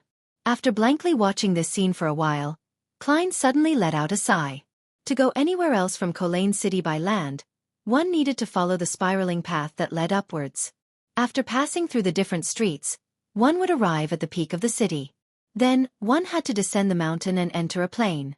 At this moment, the Red Gloves team that Soest led was standing on a square at the peak, looking down at the abnormal berserk sea. Daily Simone, who had been pressing her forehead all this time, suddenly lowered her hand as she said, feeling somewhat puzzled, "Everything has been returned to normal. There's no more problems." "Normal?" Leonard returned with a question in puzzlement. From his point of view, it was very difficult for Daly to return to normal before the end of the berserk sea's abnormality. "Perhaps it's intermittent?" Soest hesitatingly raised a theory. Daly was just about to answer when everyone's spiritual perception was triggered. Once again, they looked towards the berserk sea. In the swath of pure blackness, one bright star after another lit up. Backlund. Beneath St. Samuel Cathedral. Archbishop Anthony Stevenson received an emergency telegram from the sea. The telegram's content was rather simple, but it was sufficiently shocking. "Gehrman Sparrow has appeared, boarding the Black Tulip with another person. He has made Ludwell into a marionette and left with a person Ludwell addressed as Death Consul." Gehrman Sparrow. Death Consul. St. Anthony silently repeated these two names. He leaned back slightly and closed his eyes. Once again, the corresponding complete information of the sealed artifact, 0 to 17, appeared in his mind. Number 17. Name, Angel of Concealment, Danger Grade 0. Extremely dangerous. It's of the highest importance and of the highest confidentiality. It is not to be inquired, disseminated, described, or spied. Security clearance. Pope, team of researchers, and Archbishop of the Backlund Diocese, sealed method. The seal is completed through the combination of 1 to 29 and 1 to 80. Description. This isn't an item. Warning. She cannot be used. Appendix 1. This sealed artifact first appeared in the Pale Era of the Fourth Epoch. Exact year. Missing. Exact date. Missing. Exact location. Missing. Appendix 2. Based on the information, Sheikh has been awakened 5 times. Appendix 3. A limited premise is the reason behind its inability to be used. It has been confirmed that she can be used as the goddess's descent vessel.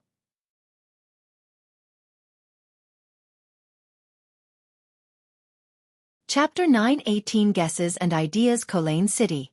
Inside the inn. Klein sat on a reclining chair, reaching out to receive the black tea with lemon from Winner Enzo.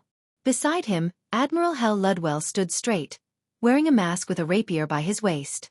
He appeared like the most loyal guard. Only at this point in time did Klein, who had completely calmed down, have the mental capacity to analyze what had happened in Death's mausoleum. Amongst all of that, what he paid most attention to was the existence that had helped Mr. Azek get out of his predicament at the critical moment and provide him with 3 choices. First, a female voice. Second, this matter is definitely advantageous to her. Otherwise, no one would cross such a great distance to provide assistance. Of course, if she happened to pass by and had helped Mr. Azek out of goodwill, that's also completely understandable and acceptable. But the problem is that the mausoleum is a product formed from Death's godly powers when he perished, a product of the characteristic, corpses, and the natural environment. Without the corresponding key, even deities can't find it. With a door that cannot be opened, how is it possible for anyone to be passing by? Also, Mr. Azek's actions had been very sudden. He didn't first seek out the members of the numinous episcopate that are carrying out the artificial death project for information. He directly followed the calling and arrived at the Berserk Sea and entered Death's treasure trove. If it's not someone who can locate me or him, or them being someone who has a strong prescient ability, there's almost no existence that can arrive in such a timely manner. Finally, the Salinger that can revive via Mr. Azek's body is almost certainly the I'm mad, but I'm stronger death from the fourth epoch. That female voice directly addressed him by his name without showing any signs of respect. This. As Klein seriously analyzed the information, he suddenly had a theory, but he couldn't help but avoid the possibility. Based on what he knew, the Evernight, Death, and Giant Beyonder pathways were a group of its own. They could be interchanged at high sequences. And other than using the honorific name of Lady of Crimson or some special Grade O sealed artifact to occupy a portion of the moon's authority, the goddess also had the title Mistress of Repose and Silence. That totally pointed to the underworld and Death's domain. And back at the foggy town, and with his use of the holy sword to make a vow with the goddess bearing witness, as well as the goddess clearly possessing the authority of misfortune, it made Klein believe that he had entered her special watch list, just like how he singled out certain believers using the sea god scepter. Making a bold assumption and seeking careful verification, then almost all the questions can be answered if she really was the goddess. As one of the 7 orthodox deities, as one of the winners of the Pale Era, she has the level and right to address death by his name. And having been labeled by her, once anything abnormal happens, such as me entering a strange place like Death's treasure trove, she would definitely sense it and take the necessary action in response. Furthermore, as it definitely requires some time, she didn't manage to stop it at the beginning. To her, that artificial death, or the death pathway's uniqueness that had initially come to life, clearly enhances her authority in the aspects of repose and silence. It might even allow her to directly intrude into Death's domain, just like what the Mother Tree of Desire did to the chained god. When Death perished, the 3 sequence 1 characteristics should have automatically separated. It's unknown who received them. If the goddess is searching for them, perhaps ruler of the ancient underworld, lady of all the undead, will be added to her title. Although Mr. Azek has been pursued by the church's high sequence beyonders, he has ultimately never suffered any real threats. From the looks of it, the goddess has been waiting all this time for today's development. Upon coming to this realization, Klein suddenly felt a little frightened. He was rather pious. At the very least, he superficially raised his right hand in a pious manner. Tapping 4 spots in a clockwise manner on his chest, he formed the sign of the crimson moon and muttered, "Praise the Lady." This made him recall the answer he received when he asked Snake of Fate Will Septon about obtaining the high sequence beyond a potion formulas of the seer pathway. Can only be obtained from the crazy Zeratul or the Hornacis mountain range. If you are the blessed of the Evernight, treat it as though I didn't say it. After the incident at the foggy town, Klein had already discovered that heading to the Hornacis mountain range and finding Zeratul was the same choice. Even stealing the Antigonus family's notebook from St. Samuel Cathedral's basement was the same. And up to this date, he realized that the second line was not without meaning. He stroked his chin and muttered, "Perhaps, maybe, possibly. I'm really considered a blessed of the Evernight." Towards this, Klein wasn't too unreceptive to it.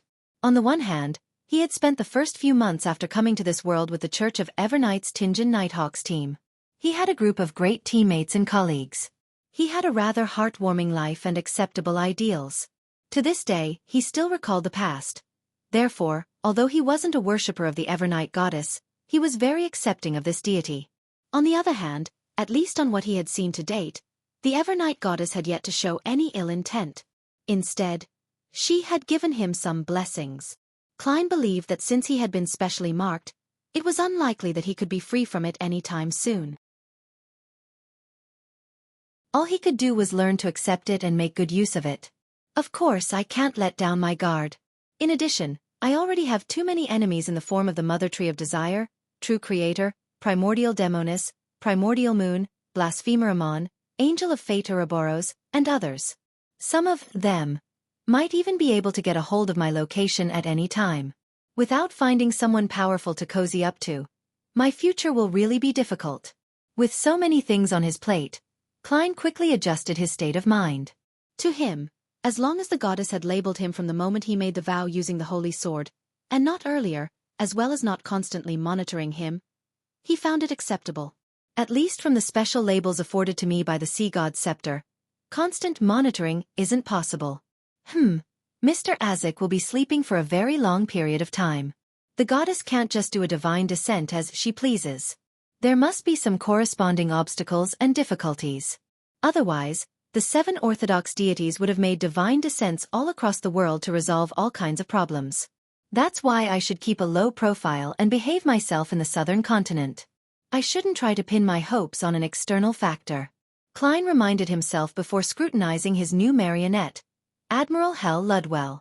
To be frank, he was rather curious about the face hidden beneath the silver mask.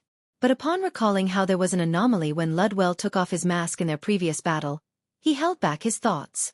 He planned to make the attempt again after he left the city and did it in the woods or somewhere uninhabited. After some work, Klein gained a rough understanding of his new marionette sequence and powers.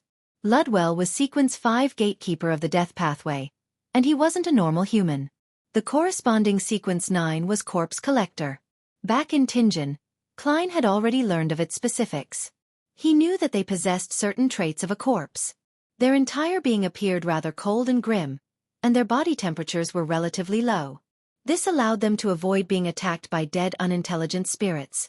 At the same time, they also had their physical bodies enhanced. They gained resistance to the cold, decay, and corrosiveness of cadaveric auras.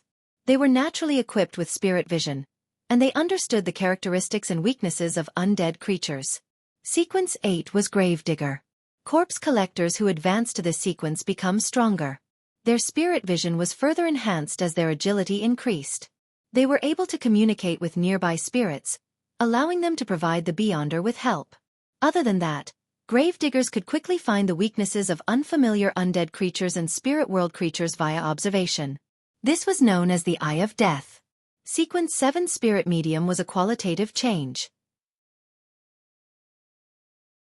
Beyonders of this sequence gained knowledge of various kinds of mysticism rituals related to spirits. They could directly communicate with the natural spirits and loitering dead souls in the real world. Hence, they had informants everywhere. At the same time, they could use different spirits to actualize different kinds of magic, creating various kinds of supernatural phenomena in a rather multifaceted way. Sequence 6 Spirit Guide and Sequence 5 Gatekeeper didn't experience a qualitative change from Spirit Medium other than an increase in the range for communication. Spirit Guides began involving themselves with the spirit world as they began hiring messengers and receiving the help of certain spirit world creatures. Gatekeeper could sense the entrance to the underworld, allowing them to control the dead spirits inside, doing so as though they watched over the gates that separated the dead from the living from Spirit Medium onwards. With the advancement of each sequence, the quantity and quality of natural spirits, undead creatures, spirit world creatures that the Beyonders could control and order increased exponentially. Spirit Guide gained the use of the additional language of the dead that circumvented the protection provided by one's physical body. Focused on the ability to communicate with a spirit body, the ability was enhanced to giving an order, to the point of slavery. Gatekeepers could even open the mysterious gate that separated life and death to a certain extent, opening the gates to the underworld. If it wasn't for the natural restraints that Azek's copper whistle had on the corpse collector pathway's control over spirits, I probably wouldn't have even had what it takes to fight Admiral Hell back then. And even now, if not for traveling to ensure my safety, I might not be able to finish Ludwell off, even if I used demigod-level powers. In the future, I have to take note when taking revenge on Insangwil. He was once a gatekeeper after all. Klein nodded slightly, raised the cup, and drank a mouthful of black tea. As for the weapon Ludwell had, it was named Harris Rapier. It originated from a prince from the southern continent in ancient times. It didn't directly correspond to any sequence or pathway. It was more of a product that was similar to King of the North Ulyssen, who gathered similar characteristics without any proper rules. It only had one Beyonder power, bringing absolute destruction to the items it stabbed. As a pirate admiral with the highest bounty, Ludwell didn't only have this mystical item. Unfortunately, his most precious death ring had been taken by Azek. As for the silver mask on him, Klein temporarily had no way of taking it off for research. Also, he really doesn't like money. He has zero need for money. Klein lowered his cup and retracted his gaze. Considering how it was still early, he planned on leaving Colaine City and heading elsewhere to wait for Danitz to finish his investigations.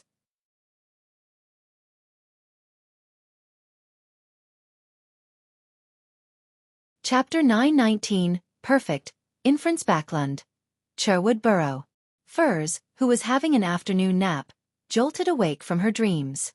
She saw an endless grayish-white fog and Mr. Moon who had his head bowed in prayer, clearly hearing his voice. In the southeast outskirts of Backland, in the middle of Delaire Forest, there is an abandoned ancient castle. In it are at least 2 ancient wraiths, and other dead spirits. The possibility of other Beyonders living there cannot be eliminated. The coordinates are... I finally have information on the main ingredient of scribe. Information worth £300. Furs was instantly delighted as she immediately thanked Mr. Fool and sought him to pass her message to the moon that she would make payment shortly. After completing this, she got out of bed and went to the first floor. She planned on pouring herself some wine to drink and consider when she would explore the abandoned castle, as well as the necessary preparations. For the meantime, Lemino's travels cannot be rented out. Xiao needs to come along. That abandoned castle has several dead spirits and is rather dangerous. I have to consider the combination of spells. If there's anything lacking or not specialized, I'll hire Mr. World, Mr. Hanged Man, and the Sun to record the corresponding Beyonder powers. Although Furs lacked actual combat experience, she had been mixing with Beyonder circles for years. Later she had joined the Tarot Club, and having heard and seen much, she naturally knew the need for preparations before any adventures. As for directly hiring Mr. World to do it, she had long struck it off her list of options. She believed that giving all the spoils and her savings to him wasn't enough to hire him. Of course, if her attempts at exploration proved that the abandoned castle was extremely dangerous, something that a Beyonder at her sequence couldn't enter, she would have no choice but to shoulder an enormous debt. After all, there was only hope and a future from being alive. In theory, I shouldn't reach that stage. There are still 2 demigod-level Beyonder powers left on Lemino's travels from Mr. World. At most, I'll use it first and think of means to make up for it in the future. The only problem is that the 2 demigod-level Beyonder powers might not be suitable against wraiths and dead spirits. Furs sipped some black rand as her various thoughts took form. At this point, she heard a key latching into the keyhole as she instinctively looked towards the door. The door suddenly opened as Xiao walked in, carrying 2 paper bags that emitted a rich fragrance. Desi pies? Furs asked immediately before frowning in puzzlement. Haven't you had lots of commissions recently? Why are you back so early? Xiao threw a bag of Desi pies over and said without hiding her smile, I happened to walk past it. I also hadn't had lunch, so I planned on taking a break. Without waiting for Furs to ask further, she said, I've accumulated enough points. I can soon exchange them for the interrogator potion formula. Although her monitoring of Royal Guard Captain, Viscount Stratford, hadn't had any significant progress, it was the kind that accumulated points on a daily basis. All she needed to do was submit a passable report every week to receive the corresponding bounty. Therefore, together with the other commissions and their varying levels of success, Xiao had already earned enough to obtain the interrogator potion formula. Finally, Furs sincerely felt happy for her friend. Then she shook the wine cup in her hand. Shall we celebrate with a drink? At the same time, she also thought of something pertaining to herself. This is great. After becoming a Sequence 7, Xiao should have experienced a qualitative change. It will make exploring that ancient castle a sure thing. Xiao looked at the transparent liquid in the cup before shaking her head incessantly. Drinking is bad. With that said, she frowned. Besides, I abhor the smell. Before Furs could speak, she suddenly recalled something. She stood up and walked to the door. I saw the mailbox filled with things. Haven't you opened it today? I didn't have the time. Furs wore a look as though she was busy rushing out her drafts. Xiao was a person of action. Ignoring her explanation, she had already headed out to clear the mailbox. About 10 seconds later, she walked back in with a stack of newspapers and a few envelopes. As she looked at the addressee, she said, It's all yours. 2 letters from the publisher. One's an invitation letter from a surgery forum. 1 letter is from Pritz Haba. Pritz Haba. Furz's mind stirred as she put down her cup and caught the letter Xiao threw at her. She seemed to openly tear open all the letters in front of her friend, discovering that one of the letters was indeed from her teacher, Dorian Gray Abraham. Calderon City is in a rather special spot deep in the spirit world. I'm not sure of its origins other than it's very dangerous. A demigod had once stepped in without ever coming out. When selling the actual spirit world coordinates to that gathering's member, there's a need for you to warn him. Mr. World's target is such a dangerous spirit world city. Furs stared at the letter in her hand as her eyes widened. The Red Gloves team, which had arrived at the next East Balam city, had rendezvoused with the local Nighthawks, taking up an office of theirs. Everyone shall have half the day off. We will start tomorrow morning. Soas took out his pocket watch and opened it. They were about to strike a secret gathering location of the numinous episcopate to find more information of the artificial death project and dig out another batch of enemies that hid in Backlund. As for the information obtained from Ulika, they had already sent it back to Backlund via telegram. They didn't need to worry about the subsequent work.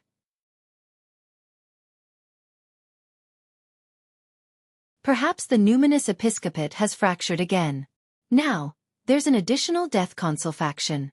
Daly first made a casual comment before she thought and said, Gehrman Sparrow has a mysterious origin. His motives for infiltrating Chinese Gate is unknown.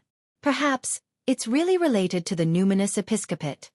The numinous episcopate had always been a main target that the Church of Evernight had been trying to take down. The conflict between the two ran deep. Her statement reminded Leonard Mitchell of something because he knew that Gehrman Sparrow was Klein Moretti.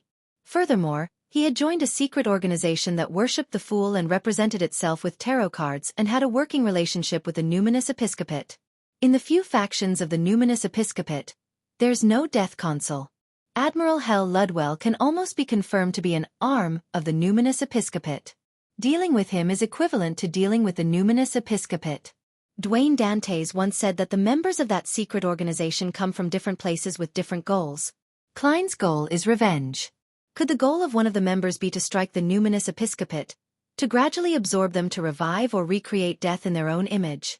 Since there's an undying monster like Dwayne Dantes who lived since the Fourth Epoch, it's normal for that secret organization to have an additional ancient Death Consul. Perhaps, his corresponding tarot card is death. As his mind raced, Leonard began believing that he had obtained the truth. Then, he made a connection with certain details.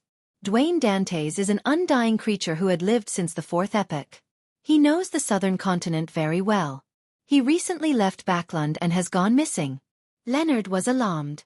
Taking the opportunity while his teammates were in discussion, he lifted his teacup and covered his mouth, softly muttering to himself, "Old man, could Dwayne Dantes be the Death Consul?" Palaz Zorost's slightly aged voice said with a smiling tone, "No, Balam Empire's Death Consul is both a rank and a title. It's also the name of the Death Pathways Sequence 2. Sequence 2. That secret organization even has a Sequence 2 angel." Leonard's pupils constricted as he muttered once again, "How are you so certain that Dwayne Dantes isn't the Death Consul?" "Because he's not an angel?" Palaz immediately chuckled. "No. The reason is very simple. You've seen the real Death Consul's portrait before.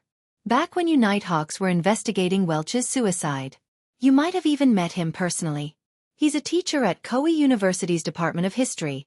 Isaac Eggers." Isaac Eggers. Leonard was taken aback before he came to a realization.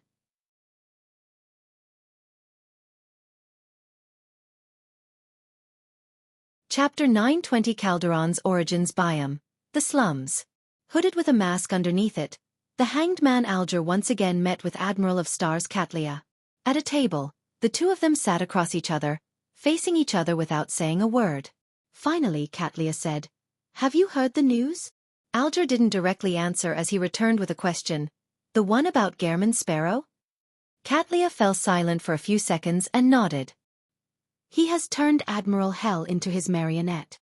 Be it Admiral of Blood from before or the present Admiral Hell, they were both pirates who had a higher bounty than her.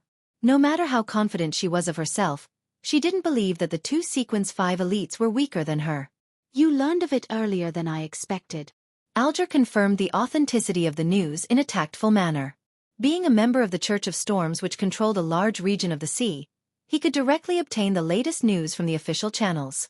Katlia curled her lips and said, "If the future were at sea, I might have to take days or even weeks to receive it.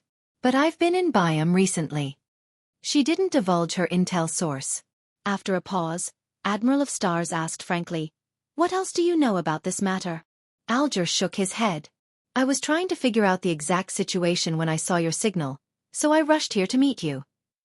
Katlia nodded slightly. Gehrman Sparrow and Admiral Hell didn't engage in a battle. Ludwell didn't resist, because Gehrman Sparrow had boarded the Black Tulip with a man who was addressed as Death Consul. Death Consul. Alger's pupils dilated as he felt an indescribable pressure. Such a term wasn't something any random demigod could undertake. Furthermore, that wasn't something the man flaunted himself, but an honorific term that Admiral Hell Ludwell had used. Furthermore, he gave up resistance and was willing to lose his life. With the hanged man not saying a word, Katlia added. In the death pathway, Death Consul is the name of the sequence too. Of course, every emperor of the Balam Empire was also given this title. Indeed, an angel from the death domain. Alger automatically ignored the latter possibility. After all, based on the acting method, the position of emperor was definitely held by a sequence 2 angel before the Balam Empire fell. And for someone who could make Admiral Hell become Gehrman Sparrow's marionette without putting up any resistance, they were definitely not something a mere title could accomplish. At this moment, Alger suddenly thought of something that left a deep impression on him. After Vice Admiral Hurricane Kalango successfully fled, he was found standing by the side of an artificial lake. His face had rapidly rotted with pieces of flesh falling off. Even his eyeballs had rolled out of their sockets. It was undoubtedly the damage dealt by a potent force from the death domain. And Alger later confirmed that it was done by Mr. Fool's Blessed. To rapidly cause the death of a pirate admiral without him putting up any resistance, especially one who carried such a powerful sealed artifact, the assailant's level was obvious. The Church of Storms Spellsinger of God Archbishop Snake had determined at the scene that it was done by a high-sequence beyonder from the death pathway, and that it was not the person he knew. Alger had no doubts about that. He believed that it was done by a sequence 4 or sequence 3 demigod, in other words, a saint. He also felt horrified that Mr. Fool's Blessed was a high-sequence beyonder. Now, he secretly gulped his saliva with great difficulty, believing that he had underestimated Mr. Fool back then as well as that Blessed. That person wasn't a saint but a grounded angel, one that shared the same level as the 3 crowns of the various Orthodox churches. When it came to religion, the 3 crowns represented the various churches' pope, pontiff, or chief shepherd. A death consul as a blessed. Although Mr. Fool is still recovering, the amount of strength at his disposal is quite sizable. Alger's thoughts churned as his eyes shimmered. He was momentarily at a loss for words. Katlia sensed his gloom as she asked, "You seem to have recalled something." Alger deliberated for 2 seconds before vaguely replying, "Based on what I know, Mr. Fool has a death angel amongst his blessed." "That matches," Katlia said as though she was muttering to herself. "Then why did the world promise me mythical creature blood that's not from that death angel? Is it due to having closer ties with the other one, making it easier to obtain?" Perhaps. Although Alger felt that Admiral of Stars's inference wasn't wrong, he habitually gave a non-committal answer. Katlia didn't continue on the topic as she said, "We will start the operation tonight from 7:30 to 8. If you can participate in it, head over there with me." She has finally figured out the situation with the artisan? Alger secretly heaved a sigh of relief and asked in puzzlement, "Why that time?" This wasn't the most suitable period for any covert operation. Once any mistake was made, the official beyonders would quickly detect it and rush over. Katlia nudged the heavy glasses on her nose and said with a complicated smile, "It's because it's dinner time for them. And they will be having mushrooms for dinner." What's the connection? The experienced Alger realized that he couldn't read the subcontext of Admiral of Stars's words. East Balam, in the lush and humid forest. Klein deliberately avoided the main path and came to an uninhabited area. He planned on getting Ludwell to take off his silver mask. This wasn't only to satisfy his curiosity, but for a genuine reason. The silver mask was too striking. If he didn't deal with it, there was no amount of disguising that could direct the attention of others away from it. The biggest problem for a marionettist is the marionette's identity. The more powerful the marionette, the more famous they were while alive. Bringing one along with me has the risk of being exposed. If it wasn't because I didn't have the time to finish off the pirates on the Black Tulip, I would have had the means to keep it under wraps. For example, I could continue letting Ludwell be the captain while I pretend to be his subordinate. To a faceless, that's very simple. Klein sighed as he passed through the forest. There were many mosquitoes around him, but none of them came for him. All of them were circling Admiral Hell Ludwell, trying to suck his blood in vain. Klein had given his new marionette the green essence ring which attracted mosquitoes. This was because its effects were completely overshadowed by Flower of Blood. Wearing the 2 rings was rather meaningless for winner Enzo. In addition, Klein had confirmed that Ludwell's situation was special. He wasn't too afraid of being bitten by mosquitoes. After walking a distance, Klein casually tossed a coin and stopped. After a few minutes of contemplation, he decided to finish something else before removing the new marionette's mask. This was because, through this process, he could confirm the severity of the latent danger beneath the mask. Taking out the corresponding items, Klein quickly set up a ritual and moved the radio transceiver from above the gray fog to the real world. He wanted to contact Rhodes. Before he left Colaine City, he had paid Miss Magician £350 for the spirit world coordinates to Calderon City. He had also been warned about the extreme dangers associated with it. Therefore, he planned on obtaining more information from 2 channels in order to prepare for his hunting mission. The 2 channels involved asking the magic mirror and red light. With Mr. Azik being in prolonged slumber, Klein decided not to hesitate further. He planned on expanding his social circle, and not just stubbornly and inflexibly stick to the Evernight goddess. He needed to find powers to balance things out.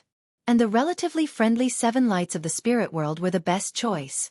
With the appearance of the radio transceiver, the surrounding woods suddenly turned gloomy. It was as though the spirit world had overlapped with the real world. In about 10 seconds, tapping sounds sounded. Illusory white paper began being spat out. Exalted Great Master, your puny, loyal and humble servant, Rhodes, is here to answer your summoning. There's temporarily no danger here. What say you? Seeing this coquettish manner of speech, Klein sighed silently and finally confirmed that he had connected to the magic mirror, Rhodes. He had previously been afraid that the white piece of paper would have the words, "I want to have a child with you." Of course, he had divined the level of danger of contacting Rhodes above the gray fog, and he obtained an answer that it was fine. However, with the mother tree of desire having a precedent of interfering with divination, as well as his misinterpretation of infiltrating St. Samuel Cathedral's Cheney's Gate, he wasn't too certain. Indeed. Klein nodded in a reserved manner before asking, "What do you know of Calderon City in the spirit world?" Amidst clicking sounds, a piece of illusory white paper exited the radio transceiver in a hesitant manner. "I can't see that city too clearly. I do not know its exact state, but I can confirm that a saint had perished in there before. There were also certain angels, travelers, and spirit world creatures who had once entered to explore it and left it alive in a relatively smooth manner. However, none of them got much out of it. Also, I know the origins of that city." Without waiting for Klein to press, more illusory white paper spat out amidst clicking sounds. Its former name was the City of the Dead. It was a grounded divine kingdom of the ancient goddess, Phoenix ancestor Gregrace. Ever since that ancient goddess opened up the underworld, her divine kingdom was moved there. The City of the Dead gradually became the holy grounds of her descendants and believers.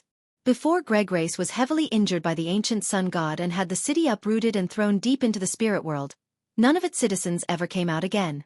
The name, Calderon, originates from the Abraham family's angel, the first person who stepped in. In the language of the dead, it means, unknown soul.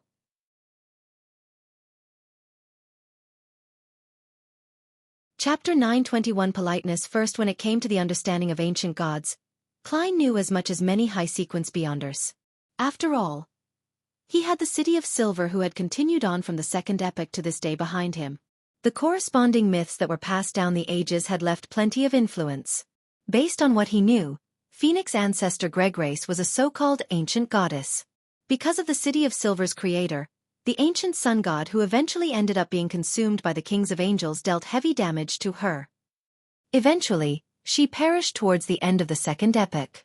However, her influence had yet to dissipate to this day. Signs of her existence remained because she was the founder of the underworld.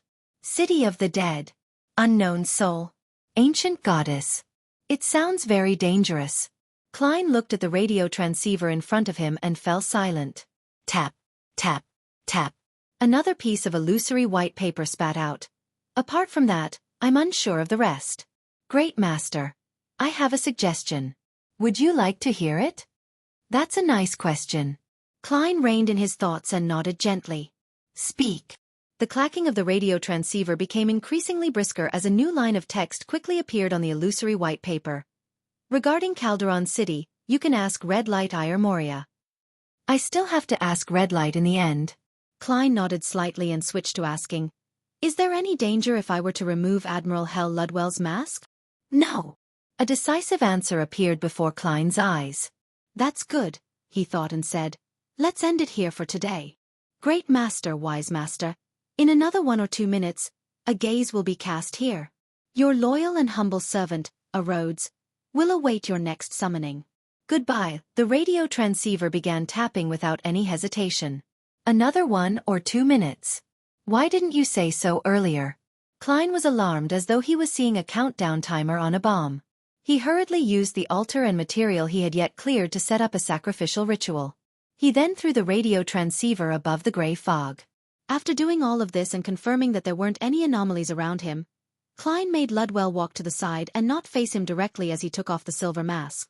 Gloomy pale white light spewed out, but it wasn't as exaggerated in his battle between Klein and Ludwell. It only enveloped a small region like an extinguishing candle. Meanwhile, as the radio transceiver had been sent above the gray fog, the gloomy, cold feeling that had disappeared in the nearby forest appeared again. Furthermore, it had an indescribable sense of horror that struck at the heart. This reminded Klein of a cemetery and the legendary underworld. After waiting a few seconds, seeing that there weren't any additional abnormal developments, he made his other marionette, Winner Enzo, to circle to Ludwell's front and carefully observe the face that had been masked for extended periods of time. The face lacked flesh. Its skin clung tightly to his bones without any colors. It was as translucent as crystal. Beneath the crystal, transparent and indescribable shadows quickly flowed out, at times fusing with the skull, and at other times they shrank in gaps, surfacing on his teeth. Compared to the first 1 or 2 months of his transmigration, Klein would have been shocked by Admiral Hell's appearance. But now, having already seen all kinds of odd rampagers and mutated bodies, he wasn't shocked by such looks. After another round of research, Klein completely figured out Ludwell's condition. All of this stemmed from the unique traits of him being a gatekeeper. At Sequence 5, after becoming gatekeeper, Beyonders could use their bodies as cages that belonged exclusively to the underworld, allowing them to contain a certain number of souls, deceased, and natural spirits. As such, they obtained all kinds of unique powers with powerful helpers. There was no need to bring a huge undead army around in an eye-catching manner. This was the origin of many folk tales. Another purpose of a gatekeeper was an ancient role: to guard the underworld in their bodies, preventing the souls contained within from escaping, and to use them. This similarly had the symbolism of a pair of double illusory doors. And after ancient death, Phoenix ancestor Greggrace created the underworld. It was bestowing a small amount of the death pathway's authority to all gatekeepers. This made Beyonders of this sequence receive an enhancement in strength. The reason why Ludwell kept wearing the mask was because he had contained a powerful underworld creature in him. On the one hand, this creature could be used by him, and on the other hand, it was eroding his body, turning him into a half-human, half-dead existence. At the same time, ultimately, this creature was innately connected to the underworld. It was attempting to open the door and return. This was a combination of a gatekeeper's own powers and authority, and with the augmentation from Death's Ring, it allowed Admiral Hell Ludwell to enlarge the door to the underworld, allowing him to steer the Black Tulip directly inside. Half-human and half-dead form. No wonder Ludwell dares to enter the underworld. A real living person probably can't survive a second inside. Yes, that underworld creature gives his body some traits of a dead soul, allowing him to extract the spirit bodies of others remotely. I had suffered from that back then. Klein thought in enlightenment as he made Ludwell wear the silver mask again. The mask's purpose was to placate the soul. It allowed the underworld creature in Ludwell's body to be in a relatively calm state most of the time. After resolving his puzzlement, Klein cast his gaze back onto the altar. He wanted to attempt to contact one of the spirit world's 7 lights. In this aspect, there were special secret deed rituals and the corresponding spirit channeling ritual he could choose from. After some consideration, Klein chose the latter. This was because a secret deed ritual required him to open up his mind and spirit, allowing the targeted existence to make contact and thus obtain certain knowledge, strength, help, and a spiritual experience. This also meant that his body's thoughts and secrets were open to that existence. And through the spirit channeling ritual, there were 2 types: direct communication and praying for a soulfall. As the spirit world's 7 lights were extremely lofty existences, Klein couldn't guarantee a response based on the ritual's request. Therefore, although he wished to communicate remotely via spirit channeling, he had to make preparations for a soul fall to show his sincerity. Lighting 3 candles and dripping liquids like mint essential oil, Klein specially took out a paper figurine and placed it on the altar for the vessel for the soul fall. If there wasn't anything similar, the supplicating target would soul fall onto him, just like how Danitz had requested Vice Admiral Iceberg Edwina's soul fall back then. There were also 2 scenarios. First, the possessed body would lose all their senses, and they would have the corresponding existence control a certain part of their body so as to facilitate providing a question and answer. The simplest example was one using the mouth to speak while the other controlled a hand to write.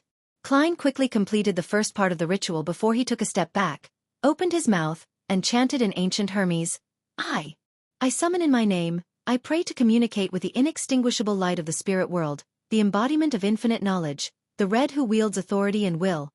The biggest difference between the spirit channeling ritual and ordinary ones was that it couldn't be directed to deities, be it the Evernight goddess or the god of knowledge and wisdom. Their honorific names couldn't appear in the ritual or else it was bound to fail. From a mysticism angle, this meant that the spirit world's 7 lights didn't serve any deity. As the words that facilitated the communication with natural spirits were said, Klein saw the 3 flames burgeon as light splattering sounds connected together as though a door of light was opening. The area around the altar suddenly turned silent and dark as pairs of unknown eyes looked over from different areas. A cold, gloomy air blew past. Apart from the 3 candles, all the items on the altar floated in midair. Among them, the paper figurine staggered straight as its surface was tainted with a thick, clean red that didn't look bloody at all. Greetings. As Klein recalled the description of the spirit world's 7 lights from some mysticism books, he spoke by following the correct way of interacting that he had concluded. He acted like he was facing a teacher. The bright red paper figurine's head moved slightly as it let out an illusory but stern voice. Hello there. Quite polite. Indeed, spirit channeling became a soul fall. Thankfully, I made preparations. Various thoughts flashed in Klein's mind as he earnestly and politely asked, Your Excellency Ayar Moria, I have a question I would like to ask you. You can just call me Ayar Moria. Please go ahead and ask. The paper figurine floating in midair seemed to be competing with Klein about who was more polite. I wish to get information on Calderon City. Klein didn't change his attitude. After all, in the Footaholic Empire, there was a proverb. Nobody will find fault with extra courtesy. The bright red, nearly transparent paper figurine pondered for 2 seconds and said, Can I know your purpose? Klein didn't conceal his purpose. He frankly said, To hunt a spirit world plunderer. The paper figurine's head moved slightly. That's indeed something that can only be found in Calderon City with ease. Elsewhere, spirit world plunderers are like a drop of water in the ocean. They are very hard to distinguish, and even I will occasionally discover them. I'm unable to lock onto them for long periods of time. A number of them are active in the core region of Calderon City. A few are scattered in the periphery. As long as you don't attempt to go too deep inside, it's actually not too dangerous. Unfortunately, due to special reasons, us 7 lights are prohibited from entering. Otherwise, we could still provide you with some actual help. That's formerly the divine kingdom of the ancient goddess, Gregrace? Klein's heart settled down as he asked as a form of confirming the answers.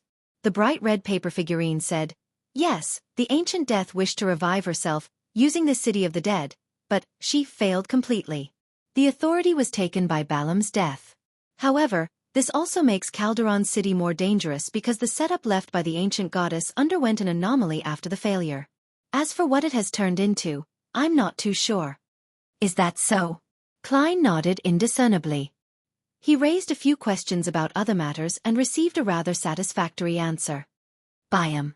Outside a house near the harbor. Alger and Katlia were patiently waiting for the people inside to finish their dinner.